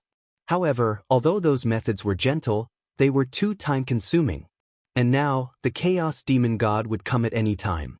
Xianxia did not have the time to slowly waste time with the myriad clans. Naturally, he chose the method that would take the shortest time. Since the myriad clans had been calmed, Xianxia did not stand on ceremony with them. He directly asked them to send representatives to worship the heavens and earth together to promote the plan of heaven and earth isolation. Heaven and earth isolation. As the name implied, it was to cut off the connection between the heavens and earth. How should one put it? If it was only to restrict ordinary immortals, then this matter would be very simple. There was no need to use the power of the entire myriad clans.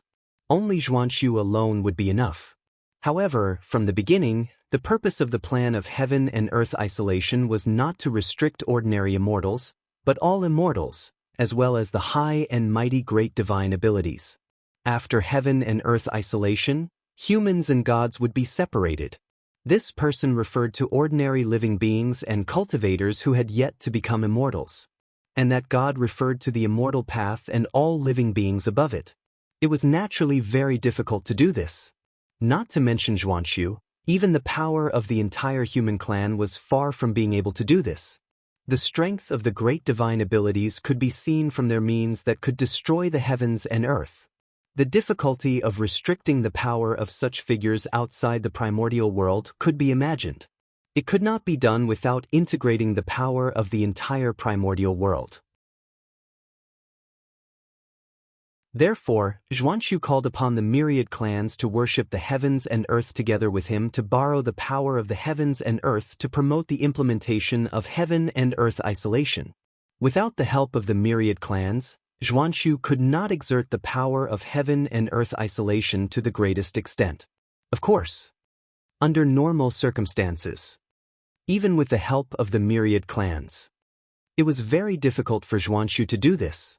After all, the great divine abilities of the primordial world were not made of clay. All of them had extremely good tempers. They could watch Xianxia push the heaven and earth isolation to proceed without doing anything. They would definitely be unhappy and would even secretly destroy it. However, that would only happen under normal circumstances. The current situation was obviously not normal, because the heavenly Tao was disappointed in the great divine abilities.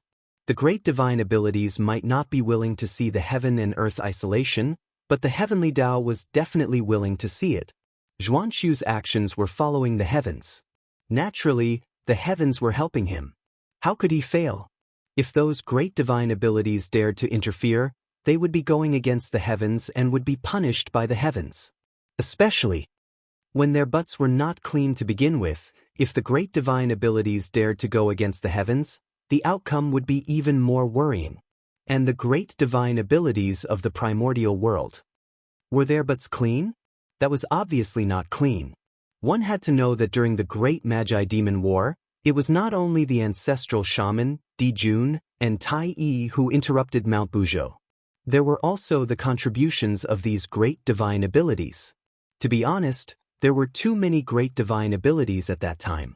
Almost all the famous and unknown great divine abilities of the primordial world were included. This meant that the great divine abilities of the primordial world, one after another, Almost all of them were burdened with the crime of destroying the world. How great was the crime of destroying the world? It was enough for those great divine abilities to die thousands of times. Although the heavenly Tao did not settle this matter because those great divine abilities had acted in time to remedy the situation and made a great contribution in saving the world. However, there was no settlement. It did not mean that this matter was over just like that. The heavenly Tao had always remembered. It was waiting for those great divine abilities to make a mistake and settle the score. The origin of a great divine ability was even greater than a major kiliacosm. If it returned to the world, who knew how many benefits it would bring to the world? The heavenly Tao had been coveting this for a long time, but was not afraid that the great divine abilities would make mistakes. Was afraid that they would not make mistakes. Under such circumstances, all the great divine abilities were in danger. How could they dare to easily touch the heavenly Tao's eyebrows? Wouldn't that be giving the heavenly Tao a handle so that they could cause trouble for themselves? Feng Zichen concluded. Xuanxu's plan to cut off heaven and earth. It could be carried out very smoothly. No one dared to stop it. In the center of the primordial world, the original ruins of Mount Buzhou, where the world tree was now, human Emperor Xuanxu, together with the elders of the human race and the patriarchs of the 10,000 races, was here to sacrifice to heaven and earth. This was the place where Pangu had fallen and transformed into all living things of heaven and earth. It was also the center of the primordial world and the place closest to the origin of heaven and earth. Therefore, this place had become the best place to sacrifice to heaven and earth. Back then, the Magi had sacrificed to Pangu here. In the primordial world, Pangu was greater than heaven and earth. Even Pangu could be sacrificed here. It was naturally more than enough to sacrifice to heaven and earth. That was the truth. Not only did the Magi sacrifice to Pangu here, but Dijun also sacrificed to heaven and earth here when he established the demon race. Could be said that whenever there was something important to report to heaven and earth, this place was the best choice. Today, Xuanxu wanted to borrow the power of heaven and earth to cut off heaven and earth. Of course, he had to sacrifice to heaven and earth here to get the best response. Around the world tree, in front of the nothingness realm, Xuanxu gathered the power of 10,000 races, gathered the earth of the primordial world, and fused the blood of all living beings to create a 9-colored altar to sacrifice to heaven and earth. The heavenly Tao is above. Today, Xuanxu of the human race has sensed that on the primordial world, humans and gods live together and invade each other, causing the earth to lose its order and the world to lose its order. Therefore, Xuanxu specially led the 10,000 races to plead with the heavenly Tao and use supreme methods to cut off heaven and earth, causing humans and gods to be separated and not invade each other. May the heavenly Tao be the judge. In front of the 9-colored altar, Xuanxu said respectfully, "What? Cut off heaven and earth?" It was also at this time that the patriarchs of the 10,000 races knew the purpose of Xuanxu coming here to sacrifice to heaven and earth. All of a sudden, their expressions all changed. Cut off heaven and earth, no matter how they looked at it. It was not a good thing for the 10,000 races. Therefore, if Xuanxu told the 10,000 races in advance, they would definitely not agree. Who knew what kind of trouble they would cause? Considering this, Xuanxu thought about it and decided not to tell the patriarchs of the 10,000 races about this matter. He directly called them over to sacrifice to heaven and earth. In this way, once it was an established fact, even if the 10,000 races wanted to go back on their word, it was too late. In fact, it was indeed the case. The patriarchs of the 10,000 races felt that it was difficult to get off the tiger. If they had known Xuanxu's purpose, they would not have come even if they were beaten to death. But now they were already here. It would be difficult for them to leave now. Especially at this moment, when things had already reached the final step, they could not leave. If they left now, not to mention how Xuanxu would take revenge on them later. Just say that the heavenly Tao in the sky would not let them off now. It would definitely let them know the consequences of using the heavenly Tao. When one's cultivation reached the Tai Jingxian, they could be considered to have obtained the Tao. They could sense the existence of the heavenly Tao in the unseen world. And to be able to become the leader of a clan, their strength was at least at the late stage of the Tai Jingxian realm. Therefore, the patriarchs of the 10,000 races could clearly sense that after Xuanxu's sacrifice, the heavenly Tao was getting more and more excited. Didn't the heavenly Tao's performance mean that Xuanxu's actions were in accordance with the heavens? In this case, how could the patriarchs of the 10,000 races dare to leave just like that? Wouldn't that offend the heavenly Tao? Compared to the great divinities, the Tai Jingxian was undoubtedly more afraid of the heavenly Tao. That was because the great divinities had the ability to fall out with the heavenly Tao. If the great divinities were really forced into a corner, they would really dare to perish together with the heavens and earth. As for primordial unity golden immortals, it was obvious that they could not do that. Therefore, with their low strength, they could only be at the mercy of the heavenly Tao.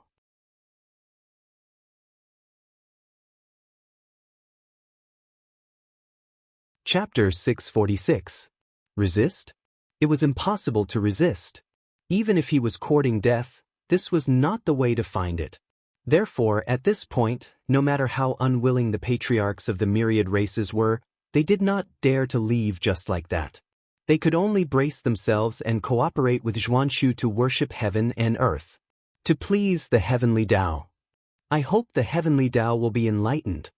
In front of the 9-colored altar, the patriarchs of the myriad races suppressed the unwillingness in their hearts and pretended to be pious as they shouted behind Xuanxu. Rumble.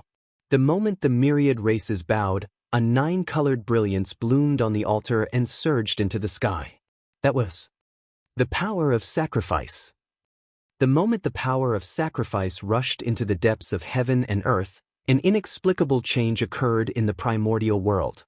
Endless phenomena appeared, covering the sky and the sun. This was the manifestation of the human path. The myriad races. In addition to the human race, almost all the living beings in the primordial world were sacrificing to heaven and earth together. The first to be alarmed was naturally the human path that was closely related to it, not the high and mighty heavenly Tao. Rumble. The manifestation of the human path was accompanied by endless power. The resplendent human path radiance scattered across the entire primordial world, illuminating the hearts of everyone. Has the human path manifested? It seems that the absolute heaven and earth is about to begin. On Ziwei Star, Feng Zichen looked at the changes in the primordial world and said silently. At the same time, he quietly released his spiritual will to envelop the entire primordial world to prevent the chaos demon god from suddenly attacking and ruining the plan of the human race. To be enemies with the heavens. The powerful beings did not dare to. The living beings of the primordial world did not dare to. But the chaos demon god definitely dared to. The chaos demon god had to be guarded against. As for whether it would affect Feng Zichen after the absolute heaven and earth, it definitely would not. He was the great of Ziwei, the supreme ruler of heaven and earth, one of the supreme rulers of the primordial world. How could a mere absolute heaven and earth restrain him?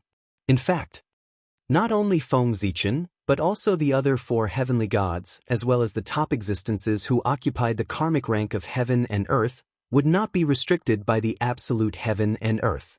In the end, the absolute heaven and earth was pushed by the primordial world, and the top existences with the karmic rank of heaven and earth were all chosen spokespersons of heaven and earth. They were their own people. Since that was the case, why would the restrictions of heaven and earth target their own people? Of course, it was ineffective. Rumble. Human Tao appeared.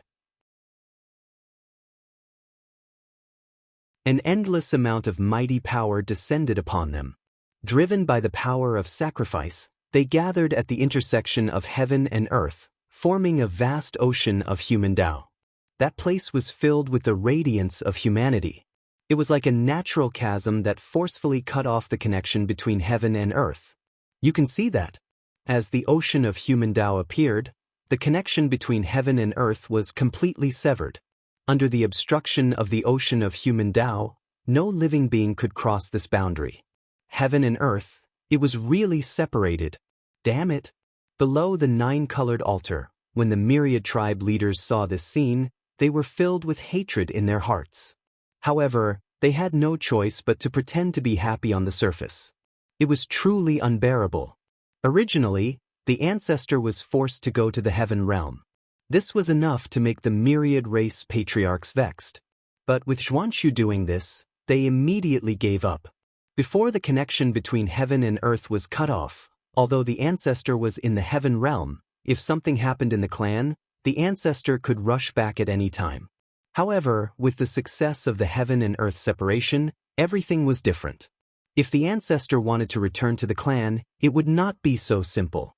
The price he had to pay would definitely be extremely shocking. In this way, it was equivalent to the myriad race losing their greatest trump card. In this way, how could the myriad race patriarchs not hate? Just as the myriad race patriarchs were feeling resentful. In the primordial world, an unforeseen event happened again. Rumble. After that human Tao, the heavenly Tao appeared with a loud bang. Endless majesty covered the entire primordial world, causing people's hearts to tremble. Swish, swish, swish, the heavenly Tao appeared, and the myriad Tao rumbled. Endless laws spread out and gathered at the intersection of heaven and earth. Outside the ocean of human Tao, an even more vast and boundless sea was formed. A sea formed entirely of laws. A sea of laws. What? Seeing this scene, not to mention the living beings of the primordial world, even the powerful beings were alarmed and could not help but exclaim. Such power! It was enough to threaten them. Previously, although the appearance of the ocean of human Tao was spectacular, what kind of powerful beings were they? They had already asked the existence of Tao seeking. The level of life had long undergone a transformation and sublimated to the level of Tao, breaking free from the restrictions of human Tao. Therefore, although the ocean of human Tao was strong, it did not have a great impact on them. However, the sea of laws was different. Unless they could ignore the laws, they would be affected by him. In other words, with the appearance of the sea of laws, even the powerful beings would find it difficult to manifest in the primordial world. This point made it difficult for the powerful beings to tolerate. The primordial world was their birthplace. It was already humiliating enough that they were forced to leave.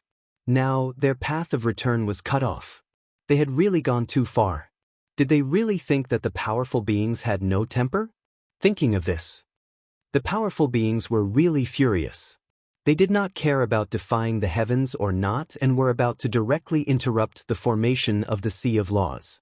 As for the punishment of the heavenly Tao after the incident, they really did not care. Because there were really too many powerful beings born in the primordial world.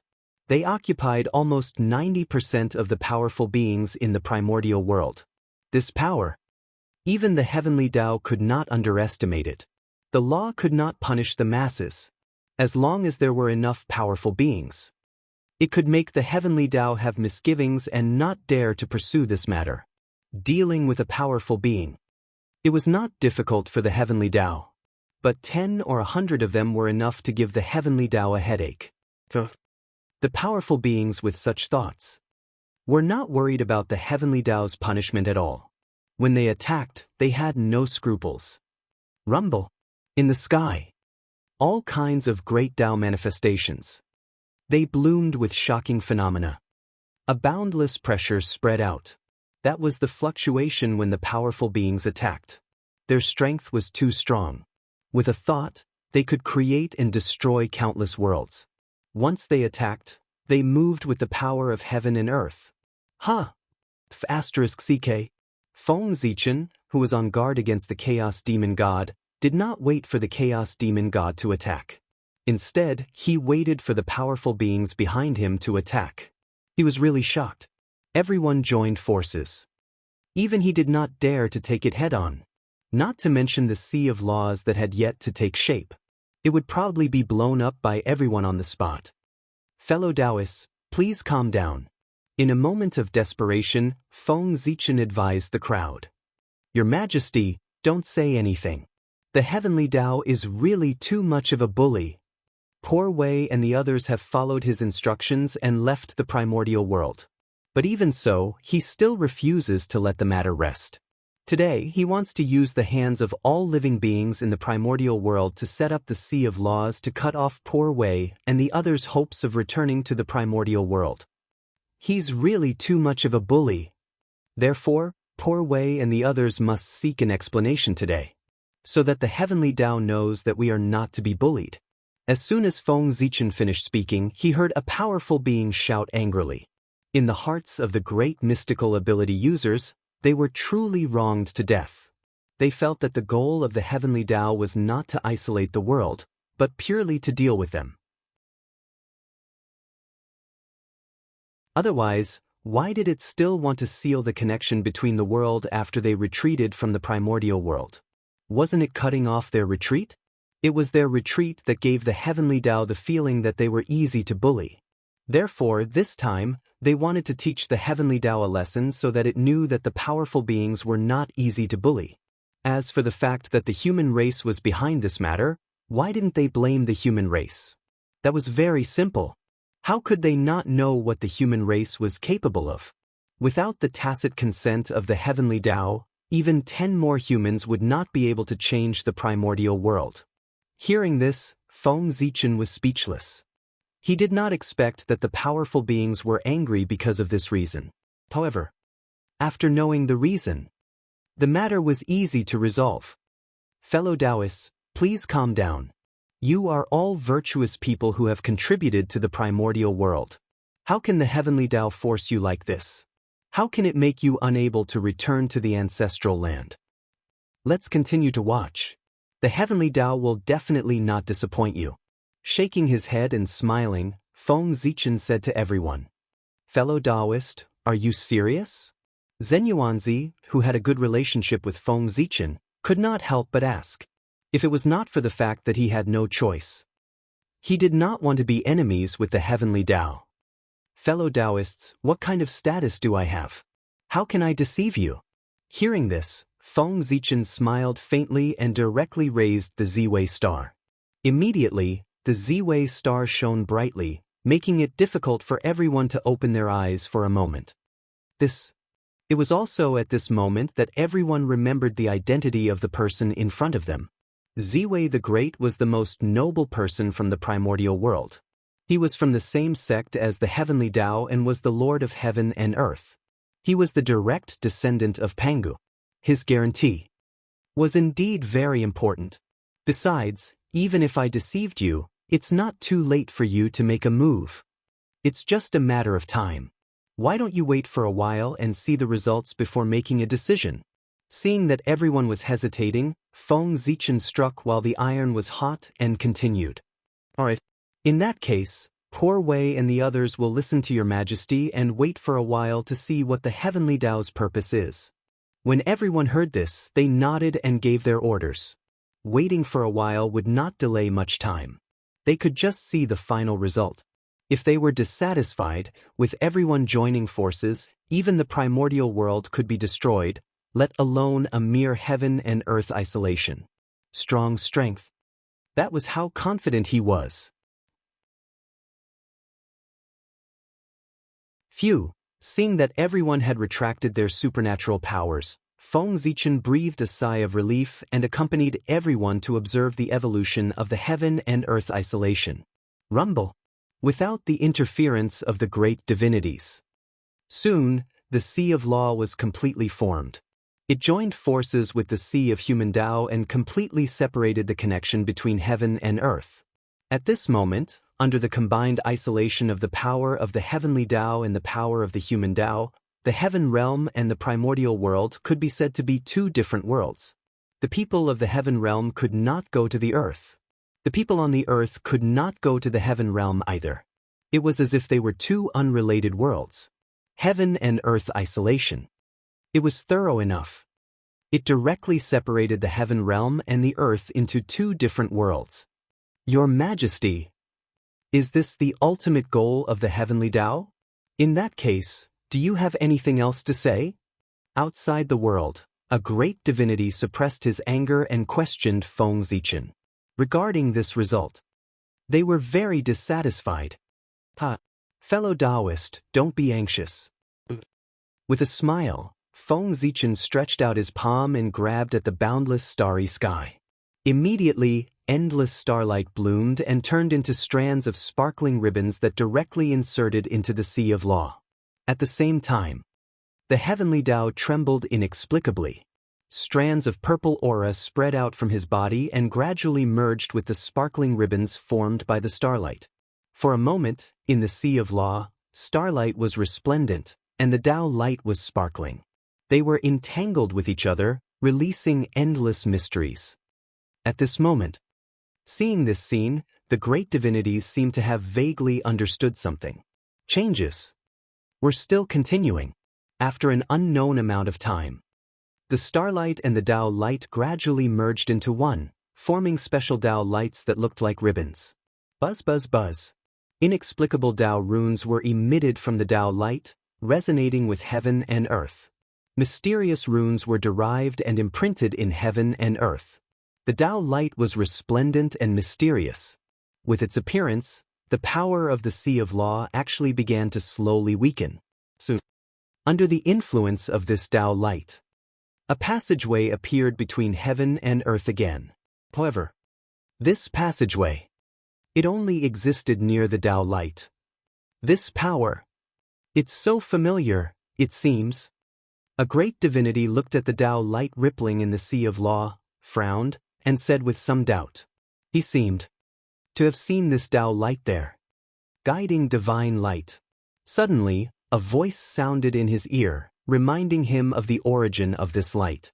This was Feng Zichen's voice. Yes, it's the guiding divine light.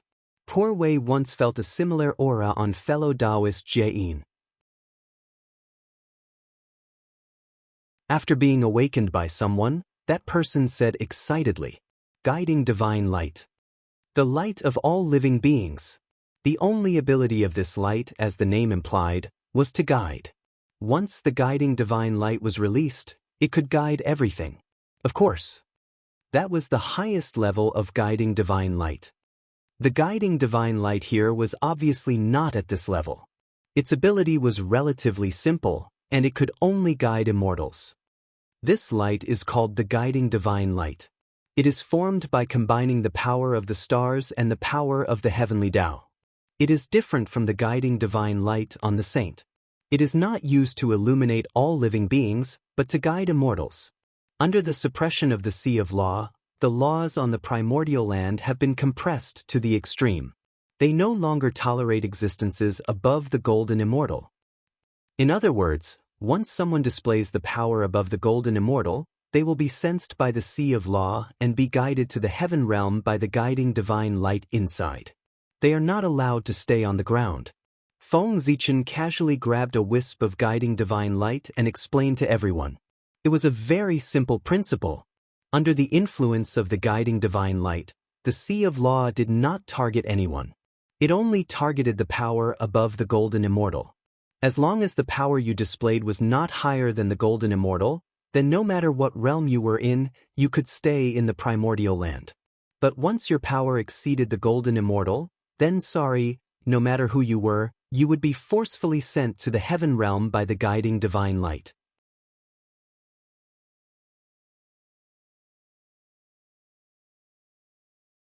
Chapter 647. The heavenly Tao has really put in a lot of effort.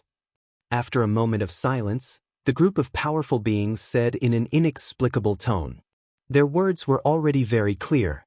As long as they suppressed their strength below that of Tai Jingxian in the future, the Sea of Laws would not have the slightest effect on them. They could do whatever they wanted in the primordial world. The conditions had already been given. If they violated it and displayed strength comparable to Tai Jingxian, then don't blame the heavenly Tao for being merciless and forcefully bringing them out of the primordial world. Fellow Taoists, you are all virtuous people. I think you should understand the painstaking efforts of the heavenly Tao to protect the primordial world. No wonder the heavenly Tao is so serious. It's really because the tragedy that happened previously was too horrifying. Seeing that everyone was gradually accepting the facts in front of them, Feng Zichen said hypocritically, "What painstaking efforts of the Heavenly Tao." This plan was clearly planned by him. The Heavenly Tao was just pushing the boat with the current. But now, in order to get himself out of it, Feng Zichen simply took advantage of the opportunity when everyone did not understand the specific situation and directly threw the blame on the Heavenly Tao. It was no wonder that Feng Zichen was like this. It was really so big that only the Heavenly Tao could take the blame. Anyway, he could not afford to take the blame. The separation of heaven and earth was undoubtedly a great thing for the primordial world. However, once this move was successful, it would definitely offend all the experts of the primordial world. Even if Feng Zichen boasted that he had countless trump cards, he would not dare to do such a thing. Therefore, he was afraid that others would discover that he was the one who planned all of this behind the scenes. Of course, he had to throw all the blame away before the incident happened. And the best candidate to take the blame, who else could it be other than the Heavenly Tao? First of all, the Heavenly Tao was strong enough. Other than Pangu, he was the strongest. Secondly, the Heavenly Tao did not know how to speak.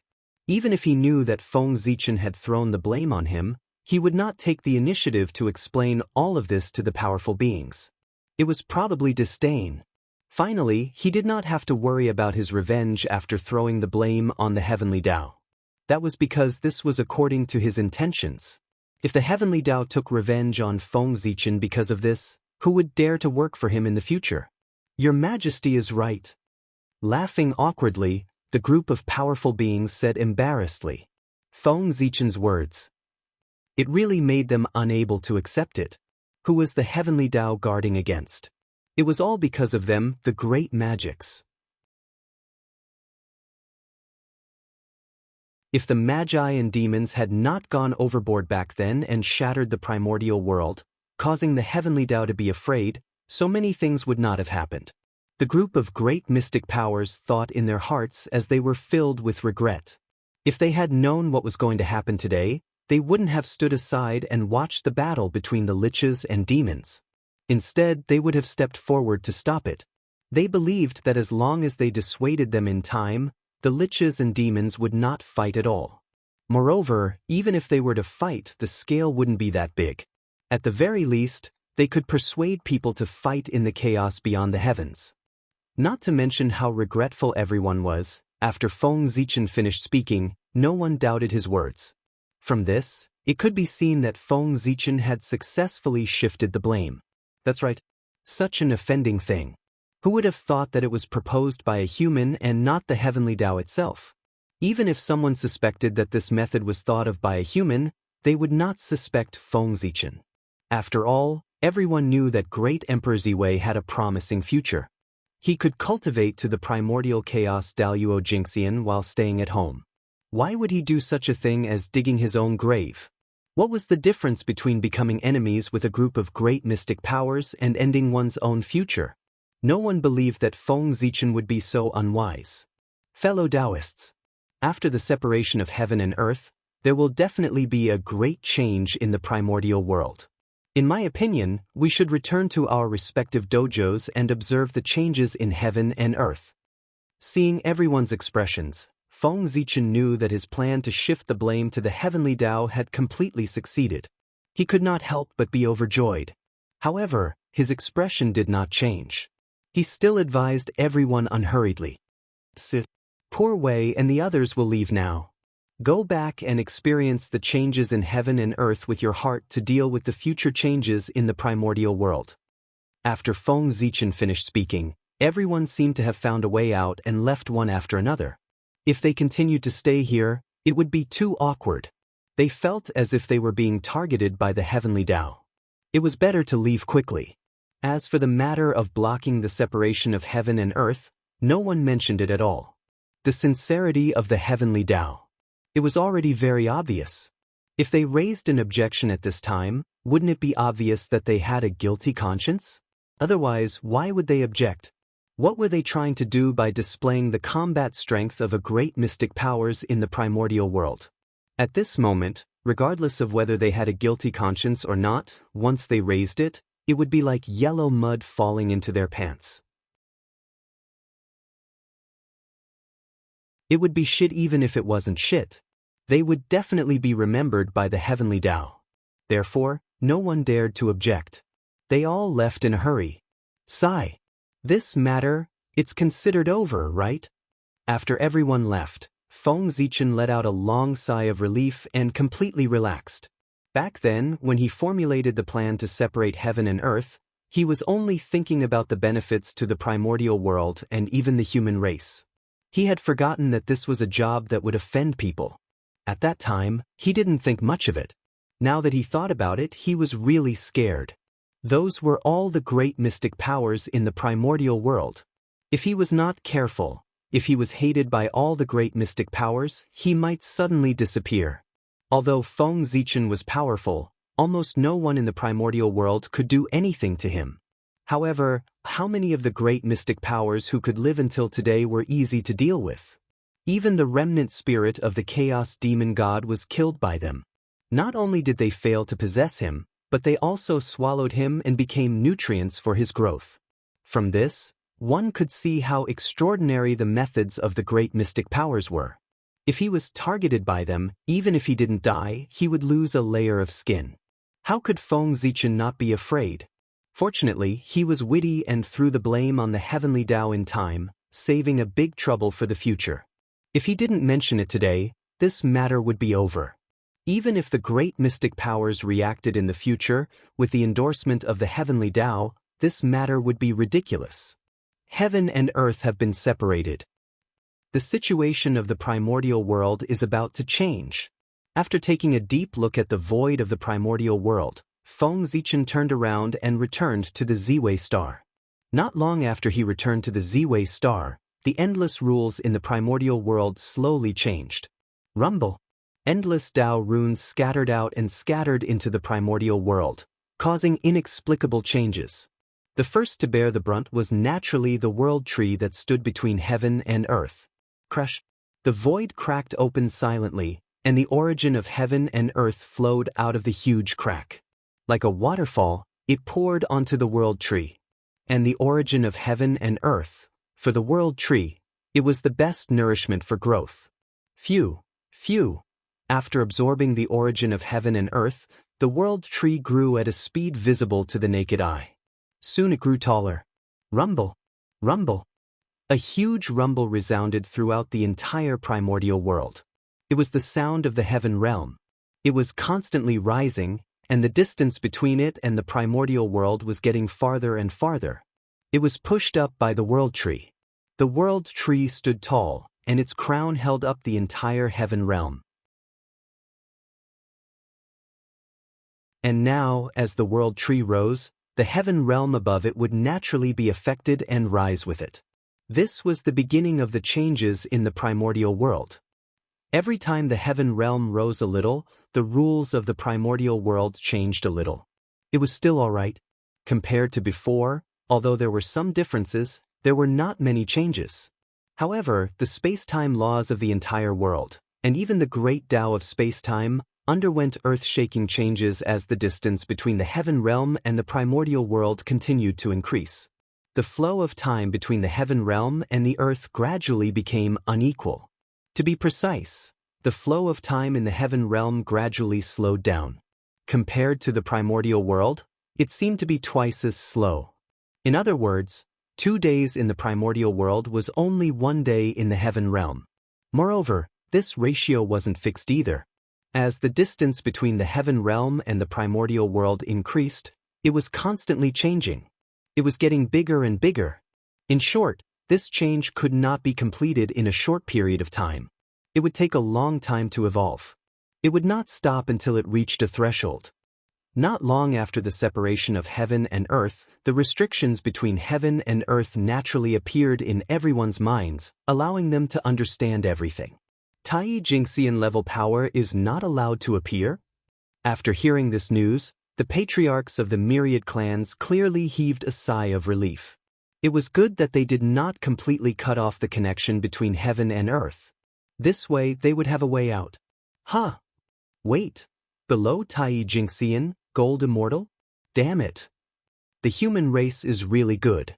After a while, Some people seemed to have thought of something and could not help but snort coldly.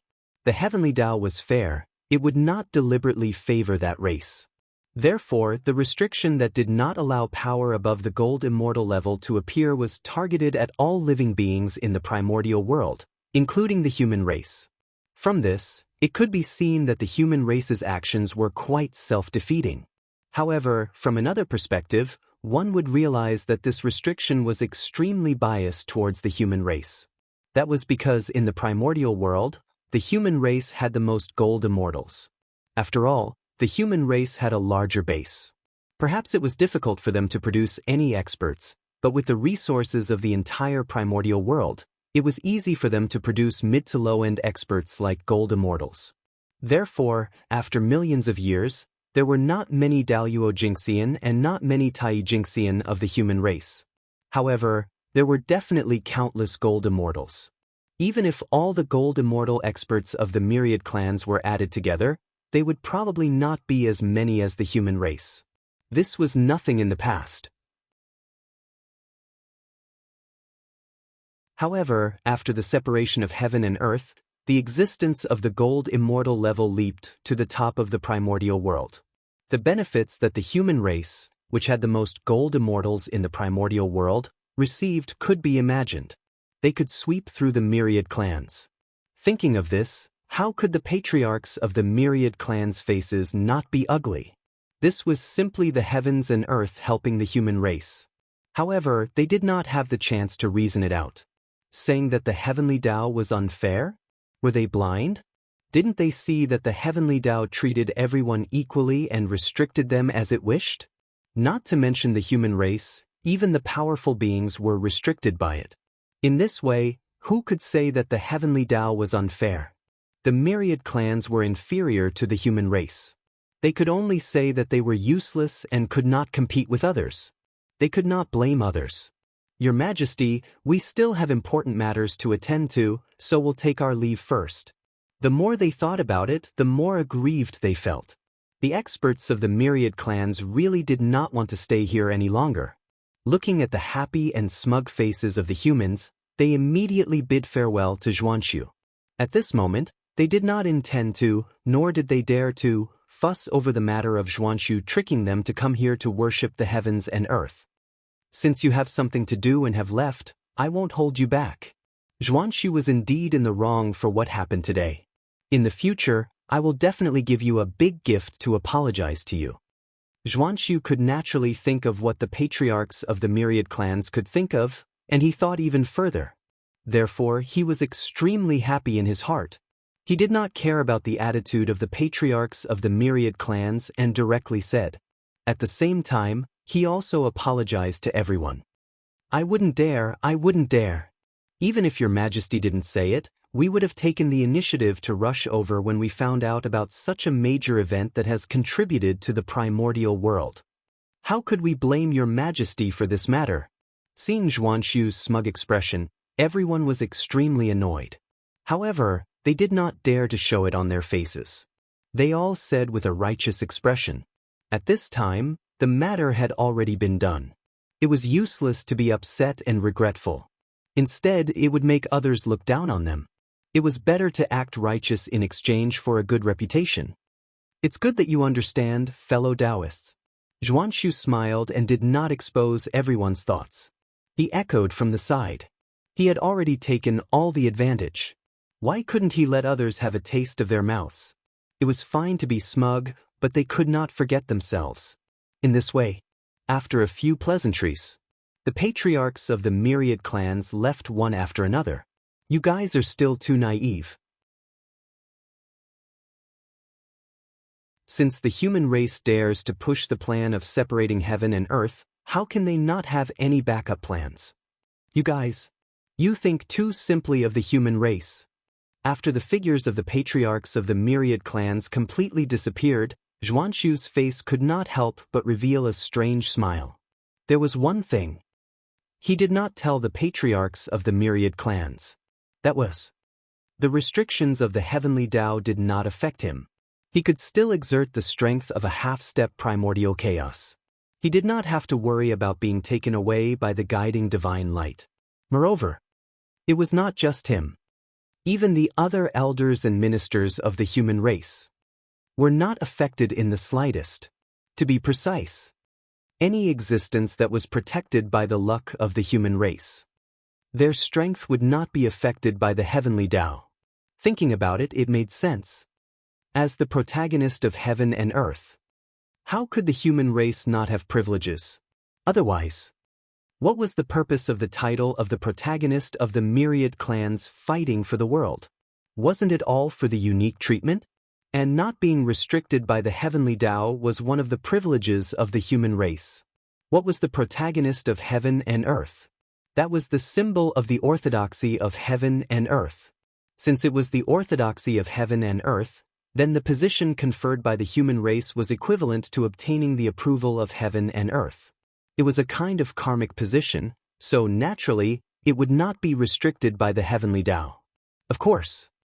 However, this was not an unlimited amount of resources. You're tuning in to the Wandering Hero YouTube channel.